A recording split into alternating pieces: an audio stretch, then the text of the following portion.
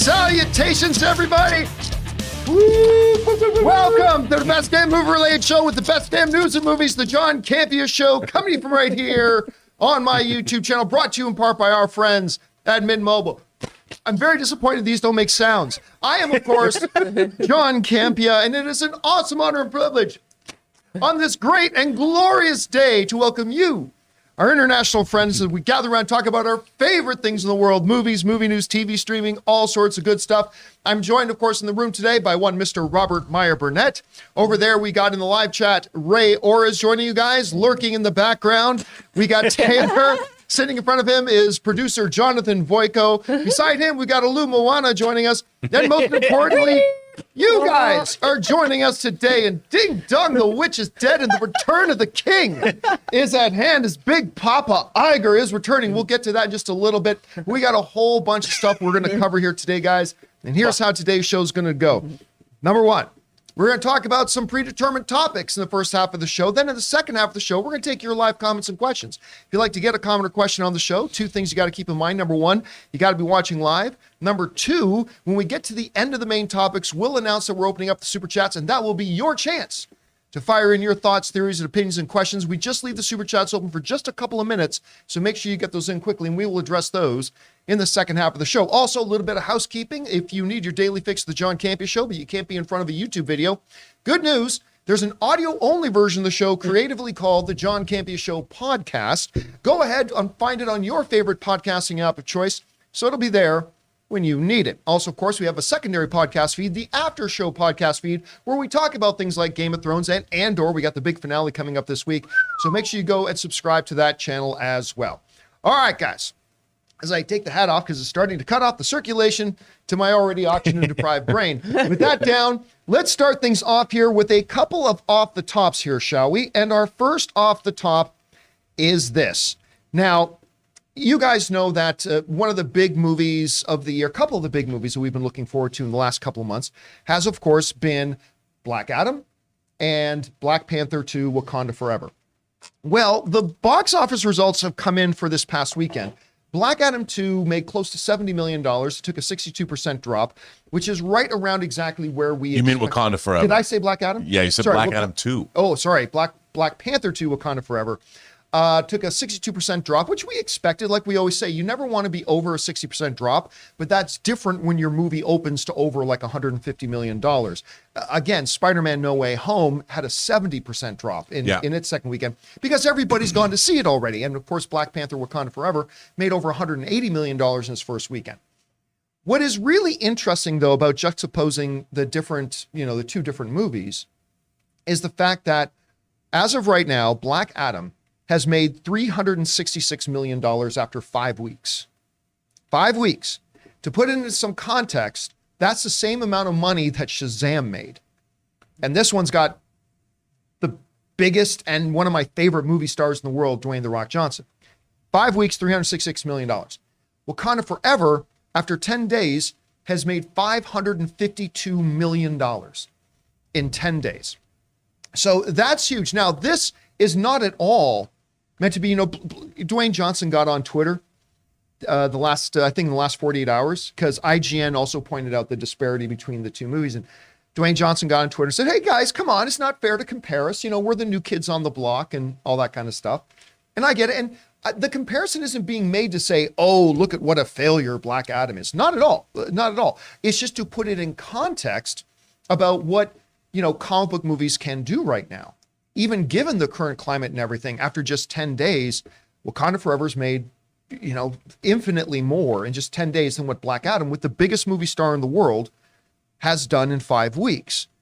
And that's not to say Wakanda Forever's success means that Black Adam's a failure. Not at all. That's not the point. The point is to contrast that this is a pretty impressive result for Black Panther Wakanda Forever, considering that you had another big high blockbuster superhero film with the world's biggest movie star in it, and it's garnered $366 million, which, at this point, it's safe to say this movie's going to lose money. Black Adam is going to be a money loser for the studio.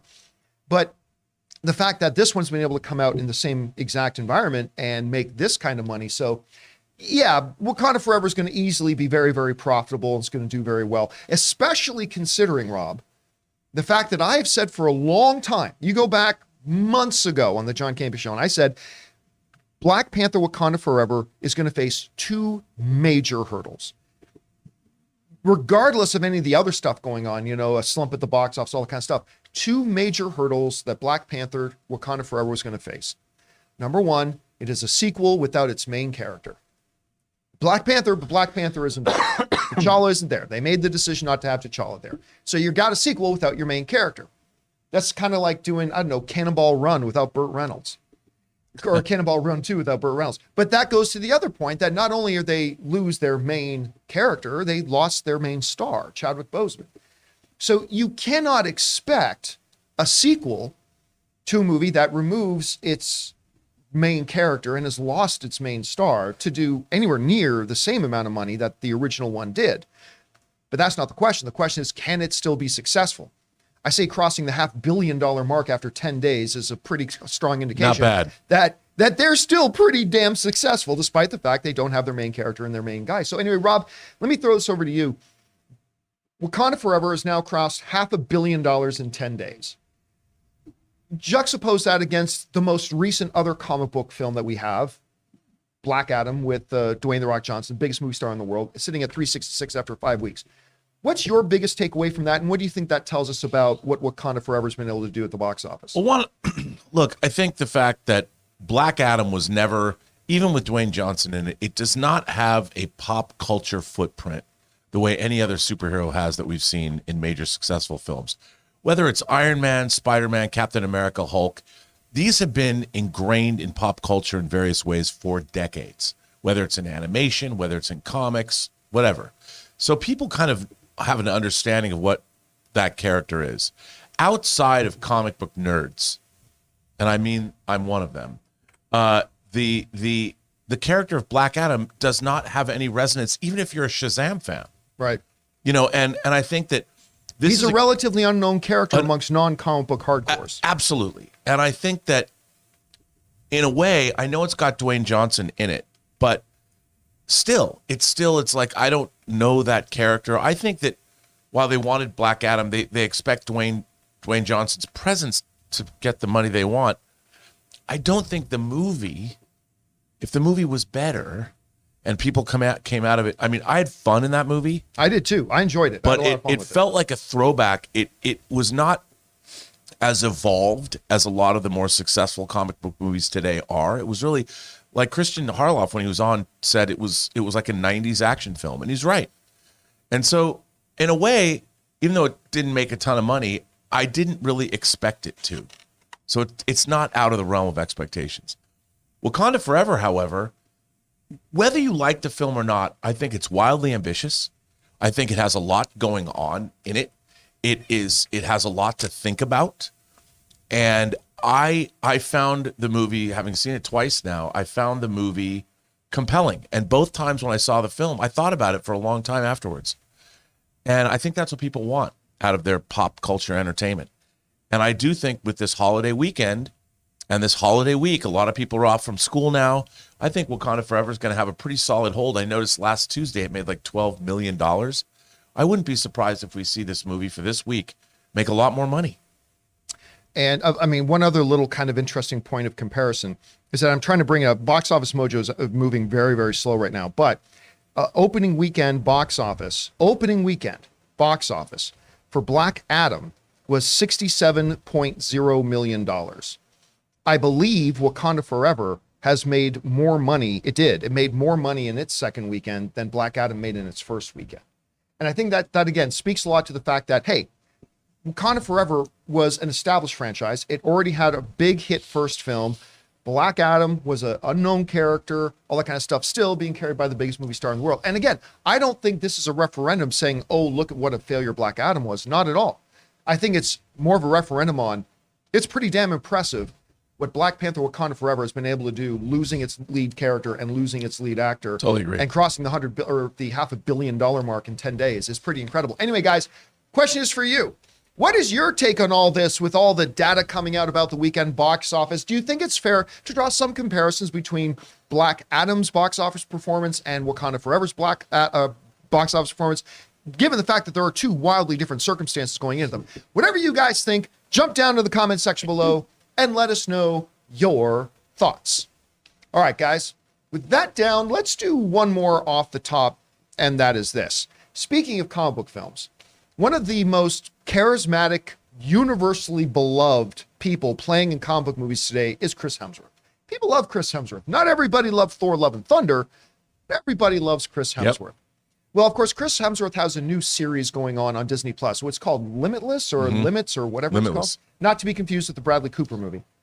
But where he's talking about human longevity and all that kind of stuff. Well, news has come out that during the recording of that show, Chris Hemsworth got some kind of shocking news about his own health situation, which has led him to say that he's going to start cutting back on the amount of acting that he has done. This comes to us from the BBC, who writes this. Hemsworth learned that he has 2 copies of the gene APOE4, one from his mother and one from his father, making him between 8 and 10 times more likely to develop Alzheimer's disease than those without both copies of the gene. Chris Hemsworth went later on to say, hey, when he found that out, it shocked him, it shook him, and it just made him realize that life is short, life is precious, and he's like, what am I doing? I'm constantly running off to another country to shoot another movie, and then another movie, another movie. My kids are growing up. I'm missing my kids growing up. And so he said that finding out about this diagnosis of his, he said, you know what, I'm going to cut back. He said, I'm not retiring. Some people have been running around with the report that Chris Hemsworth is retiring. He very specifically said, I am not retiring. I'm just going to cut back on the amount that I'm doing because I want to spend more time with my kids. Now, also, some people are also erroneously reporting that he has Alzheimer's disease. Right. He does not. He just found out that he is genetically predisposed to be more likely to get Alzheimer's disease than most other people. But he does not have it. So just to be clear on that. But, hearing that, he says he's going to step back a lot. Rob, obviously, as fans, we would love to see Chris Hemsworth. I would love to see Chris Hemsworth in 6 movies a year, to be honest with you. I just love seeing the guy on screen. But it's very, very understandable. And I think admirable. The guy has enough money for 3 lifetimes. Why not take this time, enjoy, your kids before they turn 18 and move out of the house, as he said in his interview. Spend time with your beautiful wife. Spend time enjoying your gorgeous country. All that kind of stuff. Anyway, you hear about this story. What's your takeaway? Well, first, I love Chris Hemsworth too. I mean, everything about him is appealing. I mean, the fact that he's a true family man and he takes care of his family, his brothers, all that. He's just, I think, a great guy, and I wish him all the best. But I think he's right. Even movies themselves don't have the place in our culture that they used to have. And making films, they come and they go, and it's great that you can be a star and do that. But I think, I also read that Gary Oldman said he's retiring. Doesn't want to make movies anymore. He's like, wow, I'm 65 years old. I got other things I want to do. And we saw Cameron Diaz, she's coming back, but she took time off. I mean, I think I like seeing this because I think when a celebrity does something like this, it makes other people that aren't celebrities take stock in their lives and ask themselves what's important. And I think we all need to do that. I think our civilization would stand to take a breather occasionally and find out what is it we really want to be doing. It's funny, John, this is totally random, but there's a book by Yuval Harari, who's an Israeli historian, called Sapiens. It's all about the history of humanity over the last 100,000 years. And at the end of the book, the question that he asks the readers is, what do we want as a people? What does humanity want? What do human beings want? And that he leaves that question lingering. And I think when Chris Hemsworth does something like this, it makes us all kind of stop and go, what is important to us? And who better than a celebrity like Thor, a god, who when the god says, you know what, I found this thing out, this is in my DNA. I can't change it. There's no pill. But when he decides to take stock in his life, maybe the people whose lives he's touched through his work will also stop and maybe take a pause. And maybe say, feel like it's okay to do that now. Absolutely. 100%. Exactly. Well said. That's exactly right. Well, guys, question is for you. What do you think about this? Chris Hemsworth found out that he's significantly more likely to develop Alzheimer's, not that he has it, and has decided to take stock and take a step back from a lot of his acting, although he is not retiring. What do you take away from this story? How do you feel about it? Whatever your thoughts are, jump down to the comment section below and leave your thoughts there. Okay, guys, with that down, Alou, what do we got up next?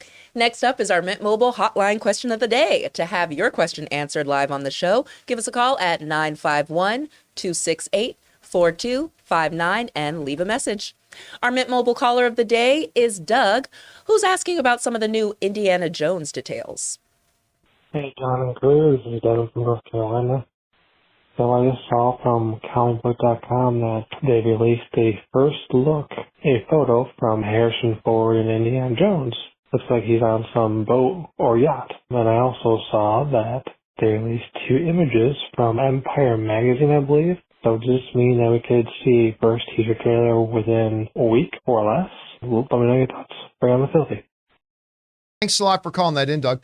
And yeah, some big stuff happened regarding Indiana Jones 5 last week. Empire magazine put out 2 of their covers with Indiana Jones. One of him is standing in front of New York City, which is rather interesting. And inside that, we got a look at a picture from the movie. And Jonathan, I don't know if you've got that or if you want to put it up on my screen here, but we've got a look here of Indiana Jones on a boat of some sort looking out.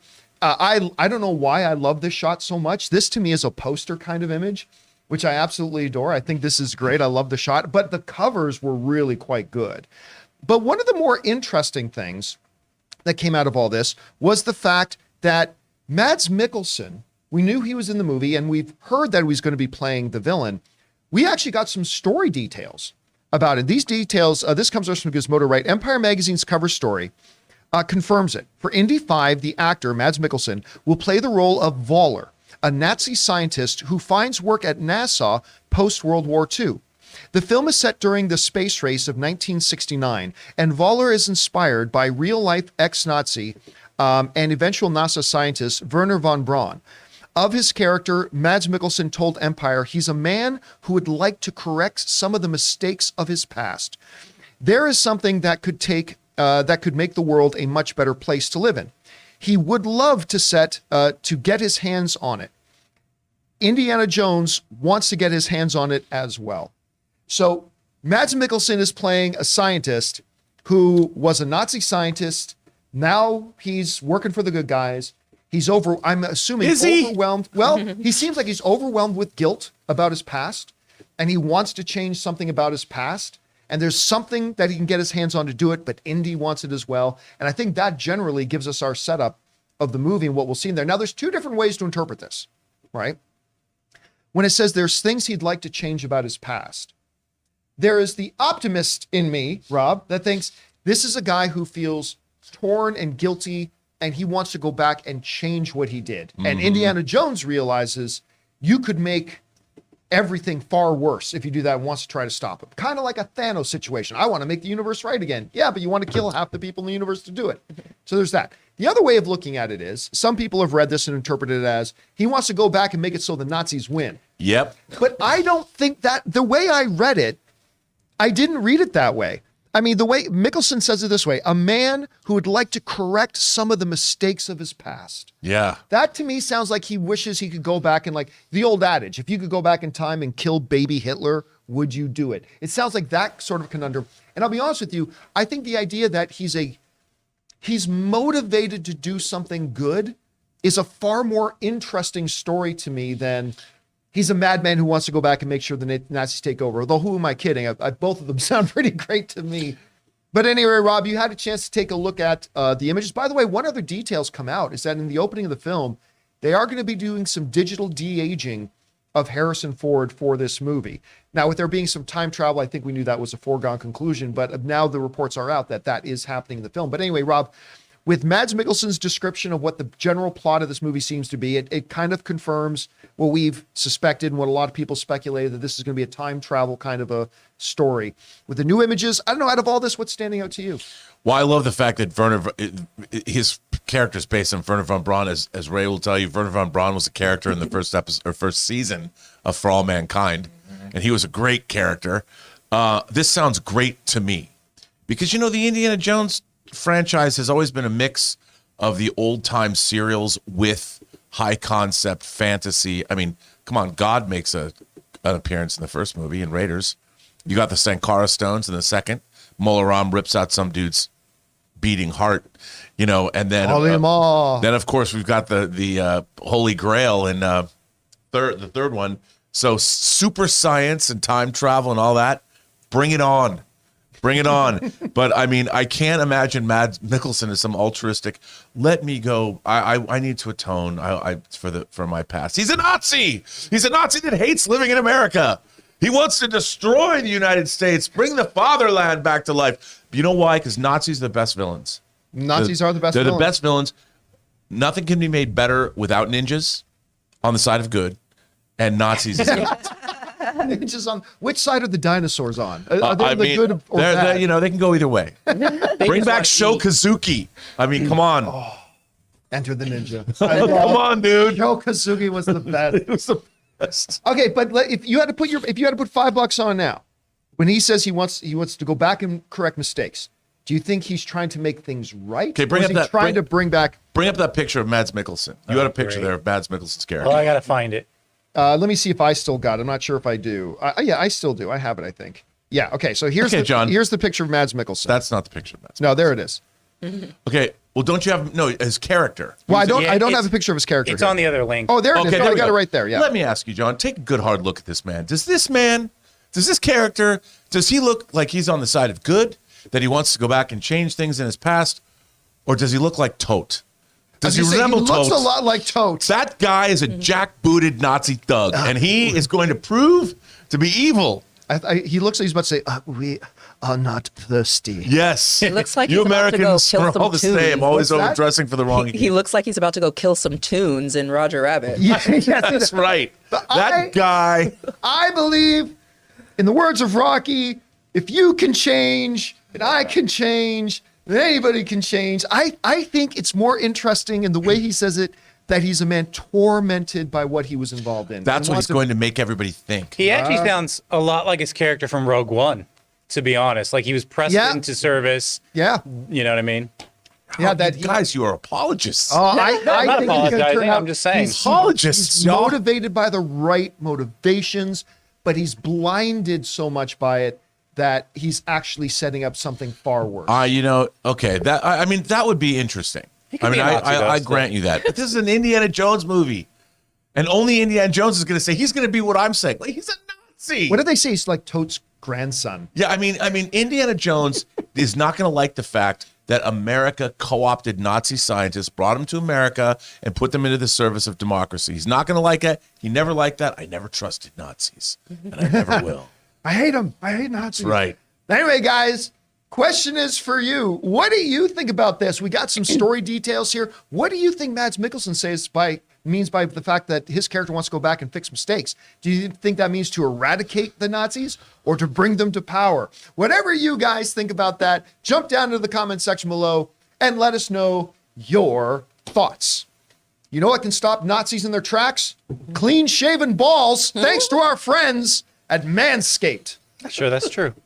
Guys, we want to take a second to thank a sponsor of this video, Manscaped. This holiday season, I'll be giving thanks to our friends over at Manscaped. Everyone loves turkey and stuffing, but you'll be looking like dessert with the help of Manscaped's Performance Package 4.0. The leaders in below-the-waist grooming have blessed you with the ultimate Thanksgiving dinner topic. Tell your in-laws about your new cutting-edge ball trimmer and gift yourself or the man in your life the ultimate men's hygiene bundle. Trim up your pumpkins by going to manscaped.com and use the code Campea for free shipping and 20% off. And this year I am so thankful for Manscaped because like most of you guys, I used to use Neanderthalic Dark Age methods to trim my balls. Not anymore, thanks to Manscaped. It's time for all of us to give thanks to Manscaped Performance Package 4.0, or as I like to call it, the perfect package for your package. Inside, you'll find their Lawnmower 4.0 trimmer, Weed Whacker ear and nose hair trimmer, Crop Preserver ball deodorant, Crop Reviver toner, Performance boxer briefs, and a travel bag to hold all your goodies. The heart of the package, their Lawnmower 4.0 trimmer, features a cutting-edge ceramic blade to reduce grooming accidents thanks to their advanced skin-safe technology. So get 20% off and free shipping with the code Campea at manscaped.com. That's 20% off with free shipping at manscaped.com and use the promo code Campea. Be thankful this holiday season for the best gift of all from Manscaped. Your balls will thank you. And thank you to our friends at Manscaped for sponsoring this episode of the John Campea Show. All right, guys, with that down, let's get into our new weekly feature here that we do every Monday. You know, it's fun every Monday for us to do a little bit of rewind and look back at the movies that are turning 10 years old this week and also turning 20 years old this week. So let's get into Rewind right now, celebrating their 10th anniversaries. Oh boy, 10 years old. First, we've got Rise of the Guardians. Do you remember that one? So good. Chris Pine he plays Jack Frost, and they play like this, all the mythological creatures of the holidays forming some kind of original Avengers. Hey, it did pretty well, actually. Got a 74% critic rating. Yeah. You seem to be a big fan of this movie. Yeah, I haven't seen it in quite some time, but it was so good. I love like thugged out Santa. Yeah. And was the Easter Bunny was it Hugh Jackman or someone Australian? Oh, was you know the what? Easter I Bunny. think I haven't even thought about it, but it might have been him. Yeah. But anyway, it also did pretty well at the box office, as it made, and bring the graphic back up, it made over $300 million at the box office, $306 million at the box office. Not bad for a movie most people do not remember at all. So not bad for that. Also coming out 10 years ago, Life of Pi, the Academy Award winning film, 86% critic rating, made over $600 million, which I don't think anybody would have thought this movie could make that kind of money. So there's that. Also, speaking of Chris Hemsworth, as we have been, also turning 10 years old, Red Dawn. Remember this one? Peter. The remake Red Dawn. The funny thing about this movie is this movie sat on a shelf completed for almost 3 years. And it was made before Chris Hemsworth did Thor. And then they decided to bring it afterwards.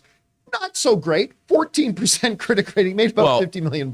They had to change it too because Yes. the villains were the Chinese, and they had to change it to the North Koreans in post. That wasn't good. So there's that one as well. Okay, so those are the movies turning 10. Wow, dude. Let's look at the movies turning 20 years old, shall we? And we're going to start with the James Bond film, Die Another Day. Halle Berry hasn't aged a day in 20 years. I just saw her at the most recent UFC, and she has not aged a day in 20 years. But her and Pierce Brosnan, not an overly beloved James Bond film, but at 56%, so the majority of critics liked it, making $431 million at the box office, which 20 years ago, for a James Bond film, that was pretty damn good. It was. So there's that one. Also turning 20 years old this week, Friday After Next turns 20, which was after it came out, it turns out not so welcome follow-up, but it got a 26%, made not bad money considering the budget of it, $33.5 million. Can't believe that was 20 years ago. Also turning 20 this week is Frida. 76, a really good movie, as a matter of fact. Really is. This good one's movie. a really, really solid movie. Made $56 million at the time. And also turning 20 years old this week is The Emperor's Club. That thing did about, it kind of came and went without much fanfare. The critics were completely divided on it right down the middle at 50. Only made about $16 million. Kind of came and went. And Mark Zuckerberg's in it. Well, Kevin Kline is in there. I love Kevin Kline. I absolutely love Kevin Kline. But yeah, that's kind of one of the more forgettable ones.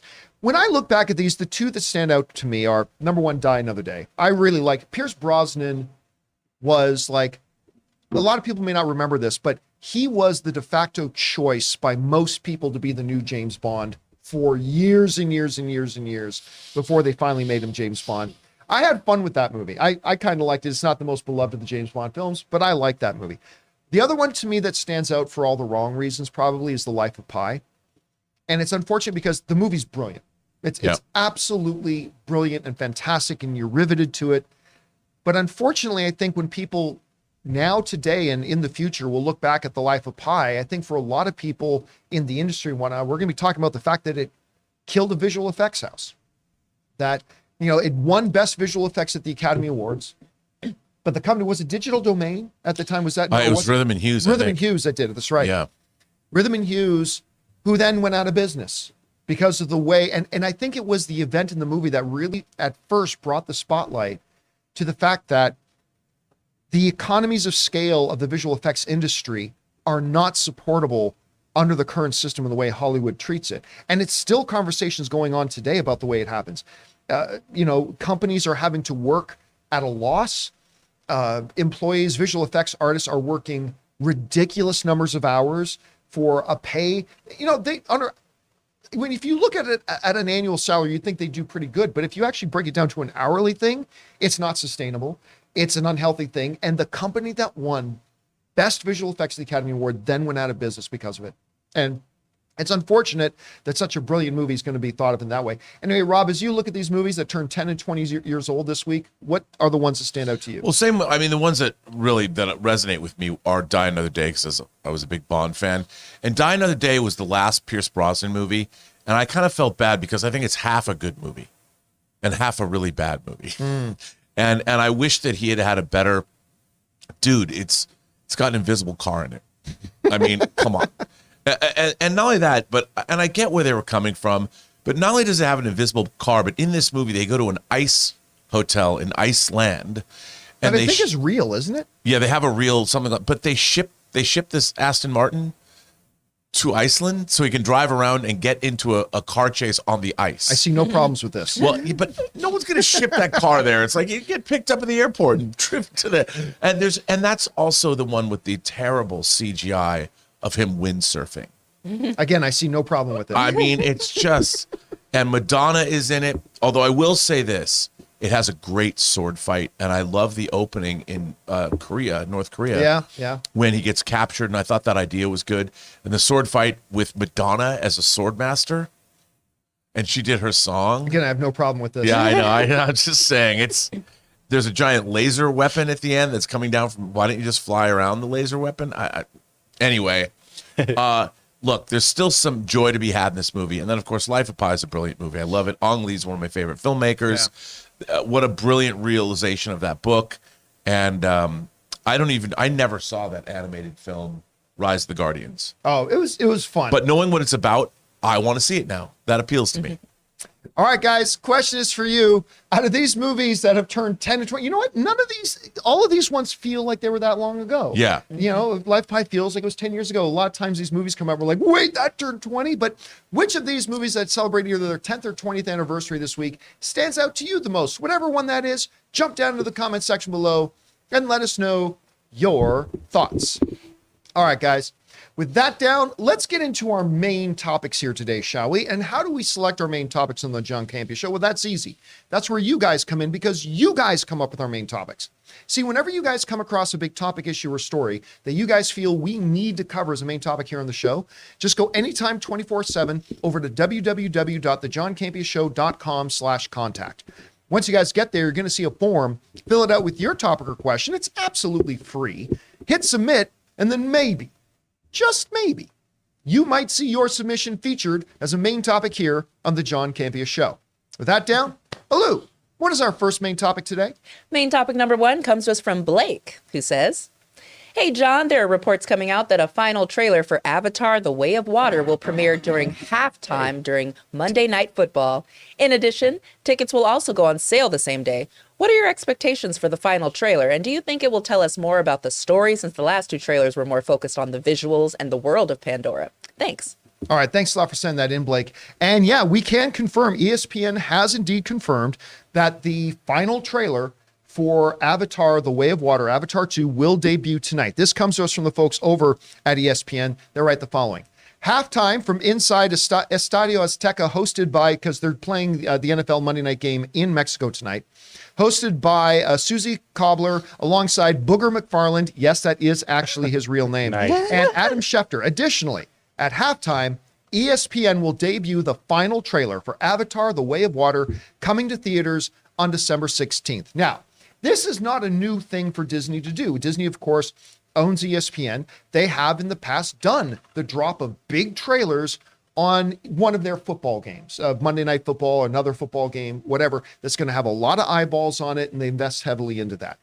So tonight we got our final trailer. What are my expectations from the trailer? It's exactly what you said. I'm expecting to get a little bit more of the story. The second trailer did give us a little bit of an idea. I expect this one to give us, okay, here's what this movie's generally about. Again, not spoilers, not giving the movie away, just this is what the movie's about. And I expect to get that, but don't for a second believe that they're not going to try to overwhelm us with shock and awe of the visuals. That is a hallmark of this world of Pandora that that James Cameron has developed and done. They're definitely going to lean heavily into that, but probably a little bit more on the story element of it as well. Just to be clear, though, are we talking about this guy? Wow. That's a throwback. That is, which one is that from? Is that from Revenge of the Nerds? Revenge of the Nerds, right? Yeah. His booger. Oh, that's right, because that was his name in the movie. Yeah, Booger McFarlane, no, very different, very, very big guy. Good football analyst, as a matter of fact. And at any rate. So with that coming out, the speculation was that, like other Disney big promotions on their football events, they would also put the tickets on sale. Well, they decided not to wait until the trailer dropped, because I just found out this morning that the tickets are on sale now. Apparently, the tickets went on sale this morning. And Taylor, you are the only one that I think knew about it at the time, and you've already gone in to get tickets. And what was that experience like trying to get those tickets? Oh my God, I didn't know they were on sale, but I just checked to see if they were available. I was at Starbucks. Sponsor me, Starbucks. And I luckily got like the last 2 tickets to see it in IMAX the Thursday before it comes out. So I think December 15th at the Burbank 16. So I'm very excited, but I was just looking at other ones just to see because I don't think it was advertised that they were available yet. Everything is gone. So hopefully they add more show times. I checked even the 12:30 in the morning showings, gone. Sold out? Yeah.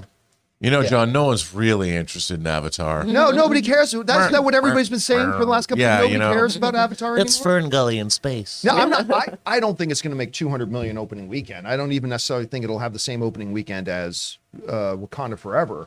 But the thing about Avatar has always been its legs. Yeah.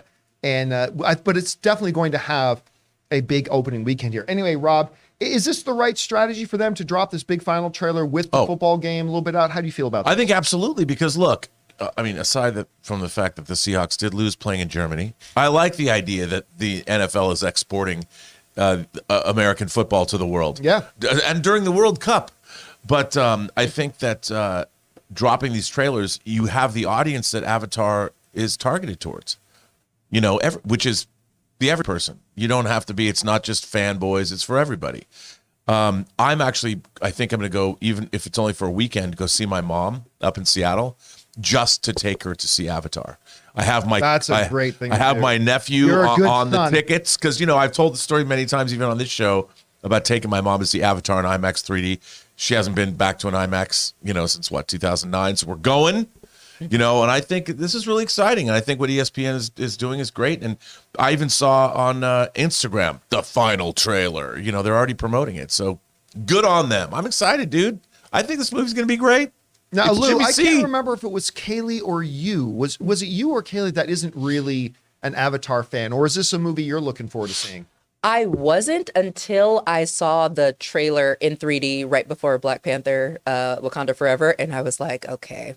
There's no plot here, but I'm sold. It's just visually just gorgeous. And I think that's enough for someone to go to a movie and have a great time is just seeing. It's almost like you're on the ride at Disney World. You're just immersed in, especially if you watch it in 3D and IMAX, you're immersed in this world. And I think that's really cool. And the first one I thought was good, so I see no reasons to hate on the Avatar. I think people are just, maybe they feel like it's too derivative or too redundant, but... Well, it's a common thing in our culture, right? When something gets really popular, that's when it becomes cool to hate on it and stuff like that. And, then there are a bunch of people, because movies are art, a bunch of people who just legitimately never liked Avatar, and that's perfectly good, too. I am curious, though, Ray. No, you're not. With this movie being over... I'm just kidding, John. With this movie being over 3 hours long, what are the chances of us getting you to go see it on an opening weekend? Dude, if it's in 3D, I'll be awake. There's no right, question. There's no question. Yeah, I'm a big 3D guy. Avatar knows how to do it. So I trust in the Avatar 3D that it's going to be good. But yeah, I've never had a problem falling asleep with a 3D movie. So Well, you got the tickets, Taylor, in IMAX. Was that a 3D screening? No, I can't do the 3D. I get such a headache. But Ray, you're in luck because I just checked. They added a couple more showings to the AMC Burbank 16. There's a 1 in the morning showing. 1 a.m. showing. Yeah, we ain't going to Burbank. Ray wants to go see it at 1 a.m. Tyler, anyway, guys, question is for you. Are you excited for this Avatar final trailer that's going to be coming out tonight? How do you think it's going to do opening weekend? It sounds like the tickets are already selling out rather quickly. Have you already gotten your tickets? If so, what was your experience like trying to get them? Whatever you guys think, jump down to the comment section below and let us know your thoughts. Speaking of the football game tonight, we want to thank another sponsor of today's show, the good folks over at DraftKings. Guys, we want to take a second to thank a sponsor of this video, DraftKings. DraftKings Sportsbook, an official sports betting partner of the NFL, should be your go-to when betting on the NFL this holiday season. With things like same-game parlays, easy and fast payouts, player props, and more. Right now, new customers can bet just $5 on any NFL team to win their game and get $150 in free bets if they do. And check this out. Right now, everyone can earn up to a 100% boost with DraftKings stepped-up same-game parlays. Just go to the DraftKings Sportsbook app, place a same-game parlay, and combine multiple bets like which team will win, player props, total points, and more. The more legs you add, the bigger the boost, the bigger your shot to win big. Personally, I like the Rams to pull off a big upset win over the Chiefs next weekend. So download the DraftKings Sportsbook app now and use the code Campea. Place a $5 bet on any NFL team to win their game and get $150 in free bets if they do. Only at DraftKings Sportsbook with the code Campea. Minimum age and eligibility restrictions apply. See show notes for details. And thank you to our friends at DraftKings for sponsoring this episode of the John Campea Show. Remember, guys, when you support our sponsors, you're actually supporting us. So make sure you go down to the description of this video, and right at the top, you're going to see links to all of our sponsors and their promo codes. And thank you again to DraftKings. All right, guys, with that down, let's get into main topic number 2. Alou, what is our second main topic today? Main topic number 2 comes to us from the antagonistic Anonymous, who says, "Hey crew, the Direct recently reported that Marvel Studios is eyeing Ryan Gosling for the villain of the upcoming Thunderbolts film. While the report's source isn't a top trade like Deadline, it does come from a reputable insider, Daniel Richmond, who also stated the villain is a powerful and conflicted, comparing to evil Superman. If this report is believed to be true, the question becomes, is the character either Hyperion or, someone grab Ray quickly, Sentry? Yes. While I personally believe it might be Hyperion given the multiverse nature of the current MCU saga, it is a real possibility that it could also be Sentry. What do you make of this report, John? Thanks, and bring on the filthy." All right, man. Thanks a lot for sending that in. And yeah, so there is a story and report going around based on one tweet or somebody put up on their Patreon page, that they're looking at not just good Canadian kid Ryan Gosling, but also Alexander Skarsgård, who is just remarkable. Like I over the years, I just continue to get more and more impressed with this guy. His stint on Succession, he's amazing in Succession. Yep. But what's the name of the one he did with Nicole Kidman? Big Little Lies, was that the name of it? He was remarkable in that for the part that he had on it. He's absolutely incredible. So there's a report going around that both Ryan Gosling and to a lesser degree Alexander Skarsgård are in the running to be the villain in Thunderbolts. And they're saying that villain is either going to be Hyperion or what some people are saying is more likely, Sentry. This comes to us from the Direct, who write the following. They say this: Daniel Rickman has shared on his Patreon account that Marvel Studios is eyeing Ryan Gosling to play a major villain in the Marvel Cinematic Universe. The role calls for a lead male between the age of 30 and age 50, describing him as a conflicted and powerful villain and comparing him to an evil Superman. The rumor points to Marvel being interested in Gosling or Alexander Skarsgård to play the role in the 2024's Thunderbolts. All signs point to the character being the powerful Marvel entity Sentry. Because, of course, if you look at that character, he's been good, he's been bad, he is very, very conflicted, he's very, very powerful. All right, could this be true? It's possible. I mean, at this point, I'm not turning down any notion of any star coming in, save maybe Leonardo DiCaprio. I'd be shocked if he did, but there's no actor in the world right now that I don't think would be more than willing to jump into the MCU or even the DCU with the new direction it has. So I could say it's believable. I think Ryan Gosling would love. Listen, a couple of years ago, Ryan Gosling talked about the fact that he had spoken with Marvel about a particular. Nothing ever came of it, of course, but who's to say it wasn't about this one thing in particular? Also, another big giant grain of salt to take with this. Just even if the report is true, even if, and we are not assuming that it is, but even if it's true, what does the report specifically say? It says they're eyeing Ryan Gosling. They could have a list of 50 people that they're also eyeing, right? So again, I'm not trying to muddy the waters here, but you guys know I just like to try to give you the actual accurate context of this. So we do not know that this is true. And if it's true, the actual wording is just that they're eyeing him, which means they could be eyeing a bunch of other people as well. Now, as far as who this character could be, I do agree with the determination here that it's most likely a Sentry, if it's true. Hyperion is also a big thing of this. Here's the big reason why I don't buy it, though. And I'm not saying it can't be true. I'm just saying, based on the limited amount of information we have, I may change my mind as we get more information, but based on the limited information we have right now, what the hell are the Thunderbolts supposed to do against Sentry? Like, it's like saying, oh, we're gonna, I don't know, have, what's the, I'm trying to think of the one now, Lethal Weapon. Riggs and Murtaugh, they're gonna fight the Incredible Hulk. What are they gonna do against the Incredible? What is anybody in the Thunderbolts going to do against Sentry? I mean, it's not even something that's, or Hyperion. I mean, these are basically street level power thing. Yes, you got a couple of guys in there with the super soldier serum. That's nice. Ghost has some pretty awesome powers. That's cool. Yelena is really good at kicking you in the face. Okay. What are any of them supposed to do remote? I mean, maybe if you had Hulk and Thor versus Sentry, then maybe you got, but that's the big thing to me that makes me go, it's kind of difficult to buy into this. Maybe it's the before the Sentry. Maybe it's they're Well, chasing out the maybe. Reynolds. That's what I was going to say, is that Sentry is awakening. Maybe for some reason they sent the Thunderbolts out to prevent this from happening. That Sentry was a kid because he was on ice or whatever, or however they're going to play it. But, I think that it could be interesting, either character, and there's an awakening happening with Sentry that they have to prevent. Now, or maybe they're the ones who throw him in that prison that he was on, the raft. Yeah.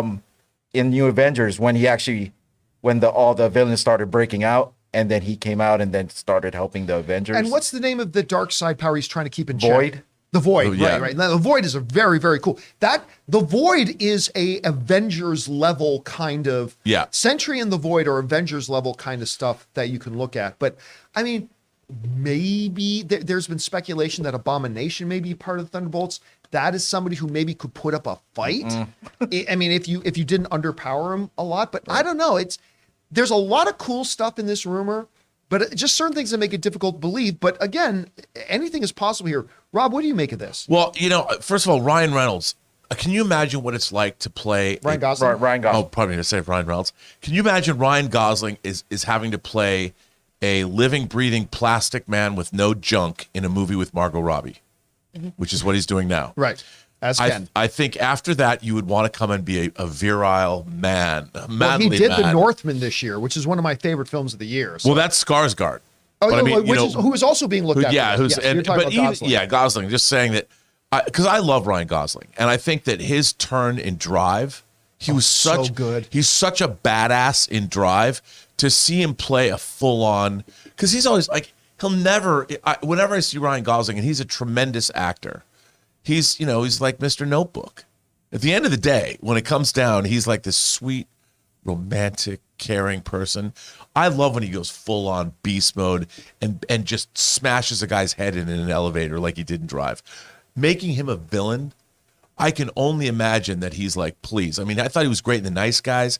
I would love if they play. That's Ryan Hyperion Gosling right there on the picture. If he's going to play Hyperion and then they have the rest of the Squadron Supreme, I don't know if they're going to do that. But I think Ryan Gosling as a villain in the MCU, I mean, a real full-on villain.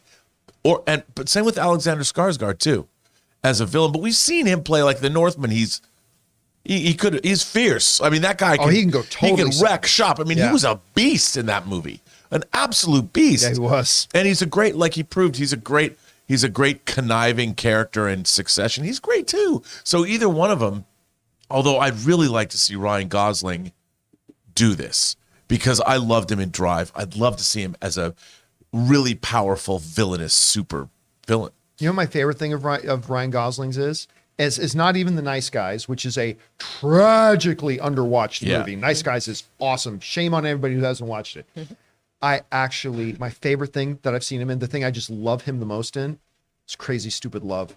He's so good in that. Wow. With him, Steve Carell, Emma Stone, Marissa Tomei. I mean, he's so great in that. So you can do all this different stuff. Then that's the same guy who was in Drive. I know. Who, by the way, the director of Drive describes Drive as a superhero origins movie. That's the way the director describes that movie. So Just say, hey, listen, Ray, you knew we had to. Oh, who's that sitting on your microphone right there? Right yeah, there. Ray is a bit of our local Century fanboy here. I got some comic books back here. You excited about this? I actually hope that he is Hyperion. I think the MCU is not ready for the Sentry yet. I think that's their probably go-to card when they have no one else to go to. Bring him up. He's like the Superman of the MCU. So, like, I think it's too early. I think he's too powerful for the Thunderbolts. He's overpowering you right now. Yeah. Like, I actually think it should be Hyperion. Like, if it was my The choice. thing about Hyperion is then you wonder, are they going to do the Squadron Supreme, which I think they should do, but will they? I don't know. All right, guys. Again, file this one under rumor at this point. There are certain elements here that make it believable, certain elements that make me scratch my head. But question is for you. What do you think about this whole report going around? Do you believe it? Do you not believe it? What elements of it do you think could be true? What are the elements that you find it hard to believe? Whatever you guys think, jump down to the comment section below and let us know your thoughts. All right, guys. With that down, let's move on to main topic number 3. Olu, what is our third main topic today? Main topic number 3 comes to us from Sergio, who says, "Hey, John and gang, hope you're doing well. Another day, another sad passing of a childhood icon, Jason David Frank, the actor who played the original green and white Power Ranger, Tommy Oliver, has passed away at age of just 49. He was a man who defined our childhoods for so many 90s kids and beyond. All my prayers go to his family and loved ones. What are your thoughts about JDF? Thanks, and may he rest in peace and the power protect him." All right, thanks a lot for sending that in. I was not a big Power Rangers guy, but I checked it out when I was younger like everybody else, and I'm not gonna lie, my favorite guy was Jason. The Green Ranger was, even though he had that ridiculous gold super shoulder thing that was not practical for fighting at all, but I particularly liked it when he became the White Ranger. Yeah. And this dude loved Power Rangers.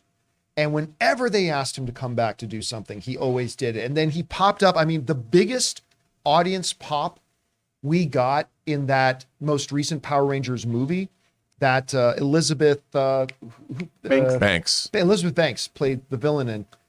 When he popped up on screen, that was the biggest pop. That was the biggest pop. I also had a chance to meet him before. I think a lot of fans had a chance to meet him because he always made himself available to fans. He was a legitimate mixed martial artist. Yep. Who actually competed professionally in mixed martial arts. He was a legitimate hardcore martial artist in general.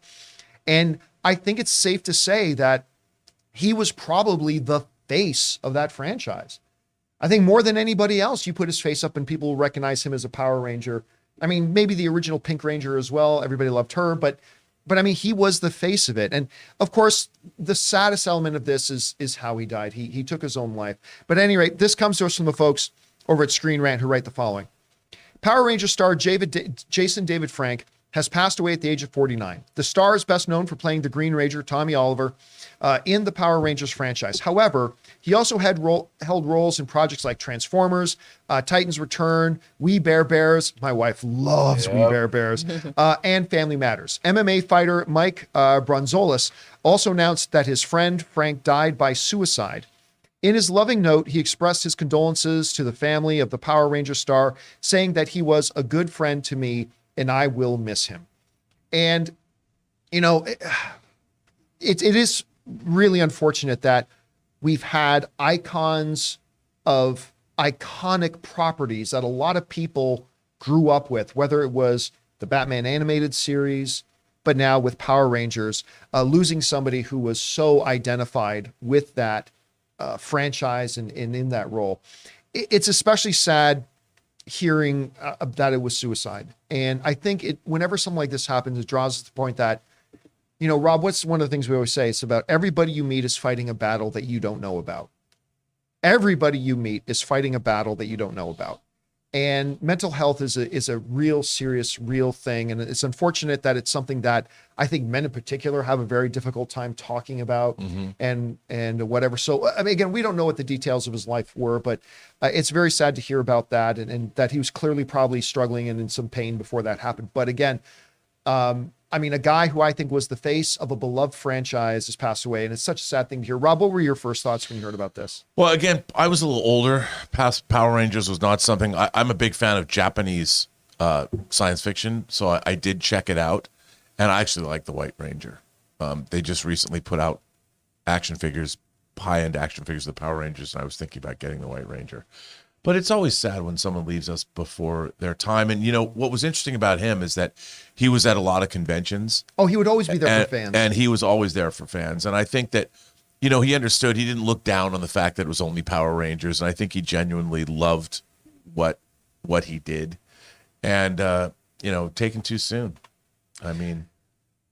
What was really neat is being on Facebook. I loved seeing this because he made himself so available to fans. I jumped on Facebook and it was like the whole timeline feed was so many people posting their pictures that they got to have with him at fan conventions, which just tells you, number one, how beloved he was by a lot of people. Number two, how much he loved his fans, how much he loved being a part of that franchise, how much he loved making himself available to his fans. And again, just a really sad thing to hear. Anyway, guys, what were your thoughts and how did you feel when you heard about the passing of Jason? Were you a big Power Rangers fan? Even if you weren't, it's got to kind of hit you a bit knowing that somebody who was so iconic and so beloved to so many people has passed away. Whatever you guys are thinking, jump down to the comment section below and leave your thoughts there.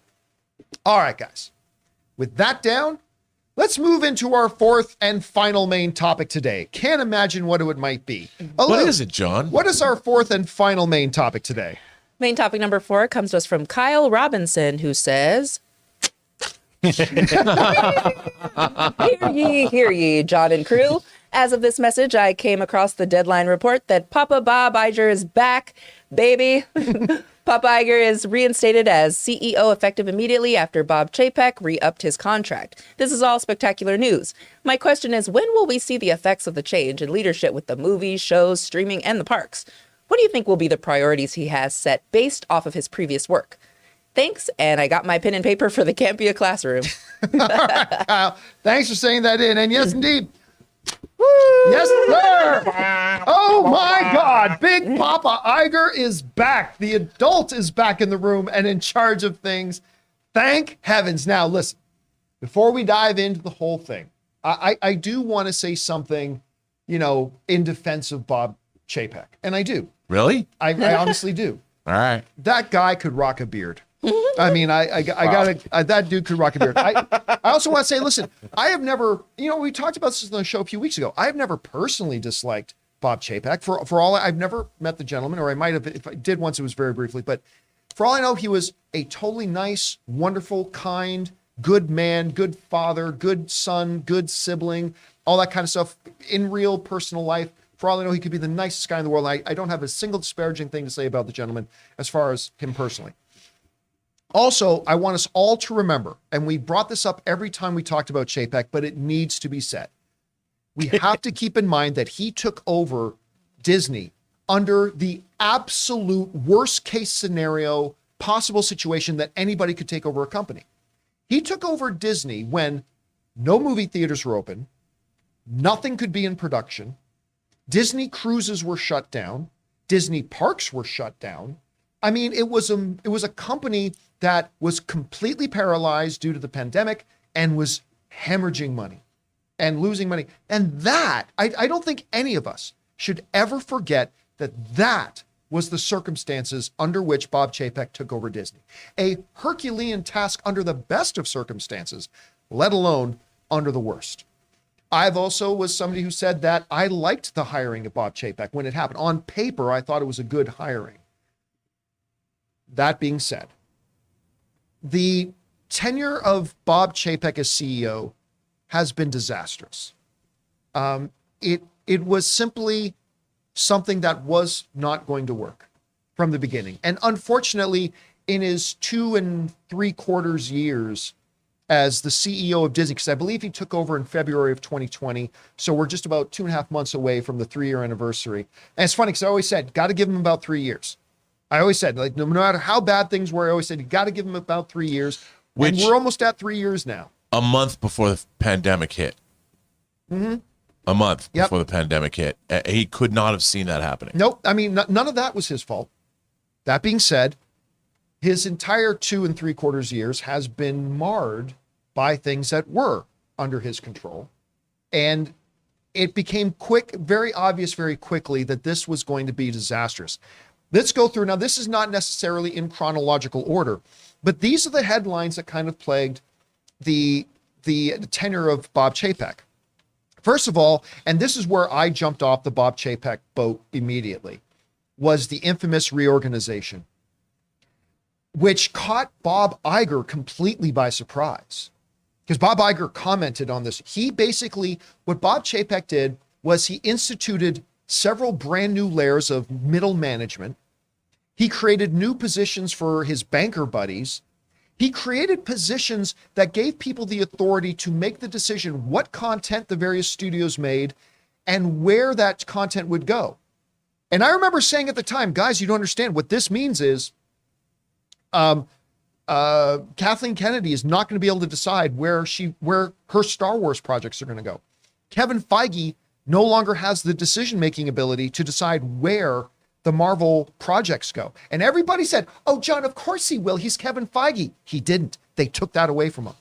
They took that ability and that power away from him. Suddenly you had bankers that were making overall creative decisions, power that used to be in the hands of creators and creative people, and were now put into the hands of business people, which was the total antithesis of what Bob Iger believed in. Well, also, to be fair, though, Chapek didn't work with creative people. You know, he came out of that. How to work with creative people. He came out of the parks. You know, and the parks were very much about bankers and how all of that was and going home to work. entertainment, but it was always after the fact that the home entertainment became a product. Yeah, yes. So he had none of that. He was well liked in home entertainment, I have to say. Yeah, but we heard about that. Not so much in parks, but in home No. entertainment, right. So the one thing was the reorganization. Well, then we can't ignore this. There was the thing that shocked the entire industry when well-respected executive chief of general entertainment content at Disney, unceremoniously, Bob Chapek fired him out of nowhere, Peter Rice, which everybody in Disney and outside of Disney was like, what the hell you doing, Bob? He threatened his power. He did. He was a threat to his power. He was seen, everybody knew inside the company that Peter Rice, as one of the top executives of Disney, was also angling, had his eyes on the top CEO job as well.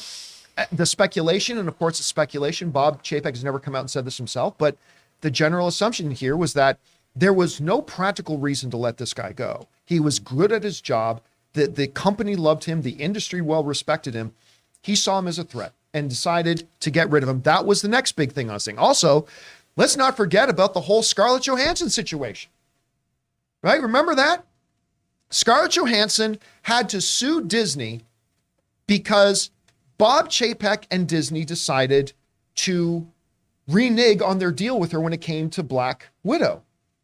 That her deal specifically called for, she accepted the paycheck she got because they had built into her contract certain points and back ends on the box office release. And then when they, without consulting them, without giving them a word, decided to put Black Widow on Disney Plus streaming without going to her first and saying, hey, just so you know, this is what we're looking at doing because the pandemic and everything. Let's work out some financial arrangement. They did none of that. They dropped it out of nowhere and they told her, suck it up and deal with it. And then when Scarlett Johansson had the audacity, the unmitigated gall to say, no, you owe me. We had a deal. We had a contract. And you violated the contract. You know what they did?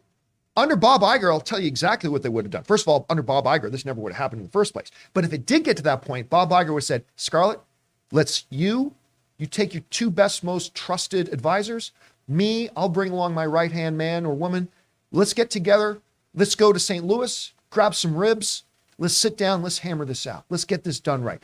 But that's not what Bob Chapek's Disney did. Bob Chapek's Disney, this brain lightning was, let's create a bash Scarlett Johansson campaign. And their PR people started to put out these nasty attacks on Scarlett Johansson saying, she's rich. She shouldn't care if we give her During more a money. pandemic. During the pandemic. Can you believe Scarlett Johansson wants to get what she is owed? Can you believe that? It was one of the dumbest decisions ever. It embarrassed the company. It embarrassed Bob Iger, who at the time was still chairman of the board of Disney. It embarrassed everybody. And eventually, you know what happened? Exactly what I said would happen day one.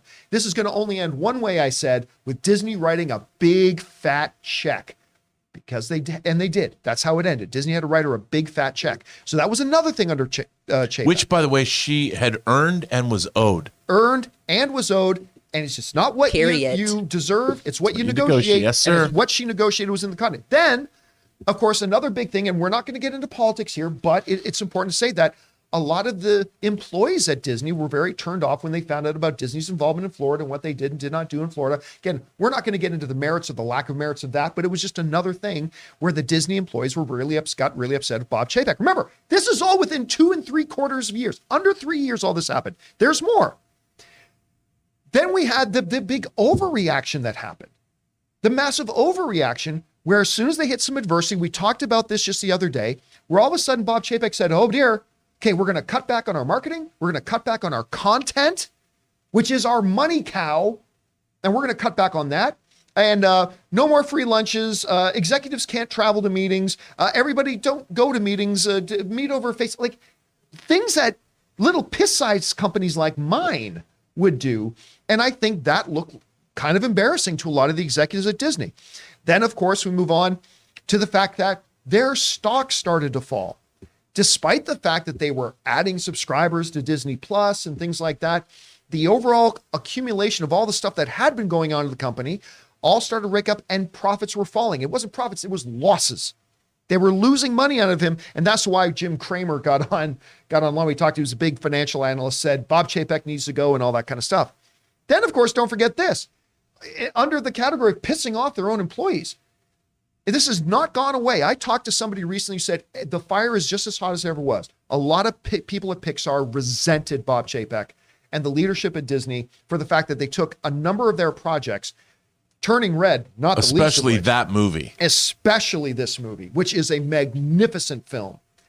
And Pixar was absolutely, and the people at Pixar were absolutely ready for mutiny over the fact that talks about Max Exodus and stuff like that. So as we start to go through, in just 3 years, we look at where there was the idiotic organizational changes, the getting rid, some Game of Thrones level shit, getting rid of anybody who could have been possible competition, the way he managed or did not manage the Scarlett Johansson situation, the Florida situation, the dropping in the stocks, the slumping of years, how we reacted to the diversity, a mutiny rising up over there. And I'll tell you what else.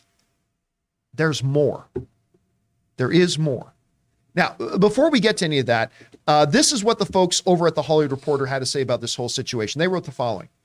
In a stunning turn of events, the Wall Street Disney Company says that the Walt Disney Company, I should say, that Bob Chapek will step down as CEO with Bob Iger returning to lead the company. While Iger will be returning to his old role, the board also made it clear that his new term will be a temporary one. Iger has agreed to serve as Disney's CEO for 2 years, with a mandate from the board to set the strategic direction for the renewed growth and to work closely with the board in developing a successor to lead the company at the completion of his term, the board said. Okay, so Bob Iger right now has 2 jobs, and they're monumental. And I'm not 100% sure 2 years is enough to do it, but it might be. Job number 1, reset us. Reset our direction. Get us back on the right path. I mean, bring up the quote again there, Jonathan, if you don't mind. But again, it looks as he has agreed to serve as the CEO. His main thing is to set the strategic direction. Because that, in other words, is saying we have been rudderless. We have been going in the wrong direction this whole time. And that's what we think. The other thing is 2 years to identify and ready a successor to take over. Now, the Bob Chapek one did not work out. I would go so far as to say that Bob Chapek's selection as the successor to Bob Iger might be the biggest failure of Bob Iger's illustrious career. And you got to go back to the drawing board. They learned from their mistakes, go back. Now let's identify the right person, and then let's give them a real good long amount of time to be under your tutelage of how to get that. But first, set the direction and then bring in somebody who, unlike Bob Chapek, immediately stepped in and said, yeah, what Iger was doing was dumb. Iger doesn't know what he's doing. Let's completely change everything that Iger set up. No. Mr. Iger, the board said to Bob Iger, come in, set us on the right path, and then bring in somebody who's actually going to execute that path you set us on. Because we need to get back to the days of success after success. And listen, the challenge is not small. I can't even say, I think Big Papa Iger's the best executive in entertainment history, but there's nothing to say he's going to be able to do it in 2 years. So it may or may not work. But I want to point out one other big thing here. Something else happened that we are not being told. Oh, I 100% guarantee you that something else happened that we are not being told. John, let me ask you this. How much money do you think they shelled out to Bob Iger? And remember, they have to pay off Chapek's contract. A contract which was just renewed for another 3 years. Listen, I never like to hear about somebody losing their job, but shed no tears for Bobby Chapek, because he's going to sleep just fine tonight with his hundreds of millions of dollars. He'll be okay. Yeah, going in, but this was, I think people have to understand, this was an incredibly expensive transition. That's how important it was that they get rid of him, despite the fact that the price tag this is going to carry. And there hasn't even been any notification about. I don't think there how ever much they're will gonna be, pay but Iger. I guess they're going to have to at some point because of shareholders. It's a publicly traded company. Yeah, they have to know. But here's the thing. They just renewed, which we were not surprised about. We said he was going to get the renewal. I said he's going to get the renewal, but he's not going to last to the end of the renewal. I didn't think it would be this soon. But I said he's not going to make it to the end of the renewal. But here's the thing. They just renewed him. For them to go what is it, a month and a half ago? Yeah, a couple about months that. ago, from, just renewing him to 3 years to making a move of ousting him now, that tells me the final straw hit. Now, I'm going to tell you something that I have seen no evidence of. Let me make that very clear. So listen, I know some other outlets, when I say some stuff about some things I speculate or I hear this, all of a sudden other outlets run with it as headlines. Let me be very, very cautious to everybody. Do not run this as a headline. I am telling you something that I have heard, but I don't know that I have a lot of faith in it, and I have no evidence to back it up. But in the initial Hollywood Reporter story, they mentioned an emergency meeting of the board. And then all of a sudden, Bob Chapek is no longer CEO. What I have heard, and again, I have nothing to back this up with, so I'm not even sure I believe this entirely, but it does line up with what we've heard. I have heard that the head of Disney Studio, that's not the overall Disney, but the actual live action movie production arm of Disney, the company that would make the Pirates of the Caribbean movies, for example. I heard that the main guy over Disney Motion Pictures, the main head over Pixar, and Kevin Feige collectively went and talked to some board members to express dissatisfaction. Now, whether that meant ultimatums of he goes or we go, and I don't know if any of that's true. I don't know if that's true. But whether it's that, if it's not that, it's something else that would be equally seismic. Because this company, it is not good for your stock to do CEO shakeups. Even if you're bringing in the greatest of all time, Bob Iger, it is not good for your stocks to do big, massive shakeup. It shows instability, it shows chaos, and those are things that the market doesn't like. So it had to be something so seismic that they had to say, listen, we can't do this anymore. I don't know, Rob, what do you think? Well, I think you're right, because, last week, it's funny, I listened to a lot of NPR driving to and from the studio, and there's a lot, I love, there's a show in the afternoons about money. And they were talking about, they had a guy on talking about the fact that $4 billion lost in streaming. And there's all these cutbacks in terms of, we got to cut back content. Well, according to you, what you said, the emergency meeting, these are all content providers. And these content providers, they're the backbone of everything they make, everything that Pixar makes, that Marvel makes, that live action Disney makes, including Lucasfilm, all of that filters down to the rest of their business. Their theme park business, their cruise business, these things, merchandising and streaming. It is the DNA of the company is what these people are making, and they're being hampered. So they're like, if we can't do what we're here to do, if there's a problem, the rest of the company, and that's why when you say the three of those people got together, I believe something like that happened, because the reason that the company's streaming fortunes are down is not because of the content. It's the expectations that they're placing on things. There's only so many houses that people can put Disney Plus into. There has been, I think, the expectation has been set in the wrong direction. And if you look at where Chapek is a corporate animal, whereas Bob Iger came from outside that. He worked his way up in other different businesses. Bob Chapek has been at Disney. He's a lifer. You know, he was a guy that came up with that corporate structure. So what do you do in a corporation? Yeah, let's bring in more bankers. That's his world. So what he didn't have is dealing with creative people. And yet Disney's bread and butter, their DNA is because of creative people.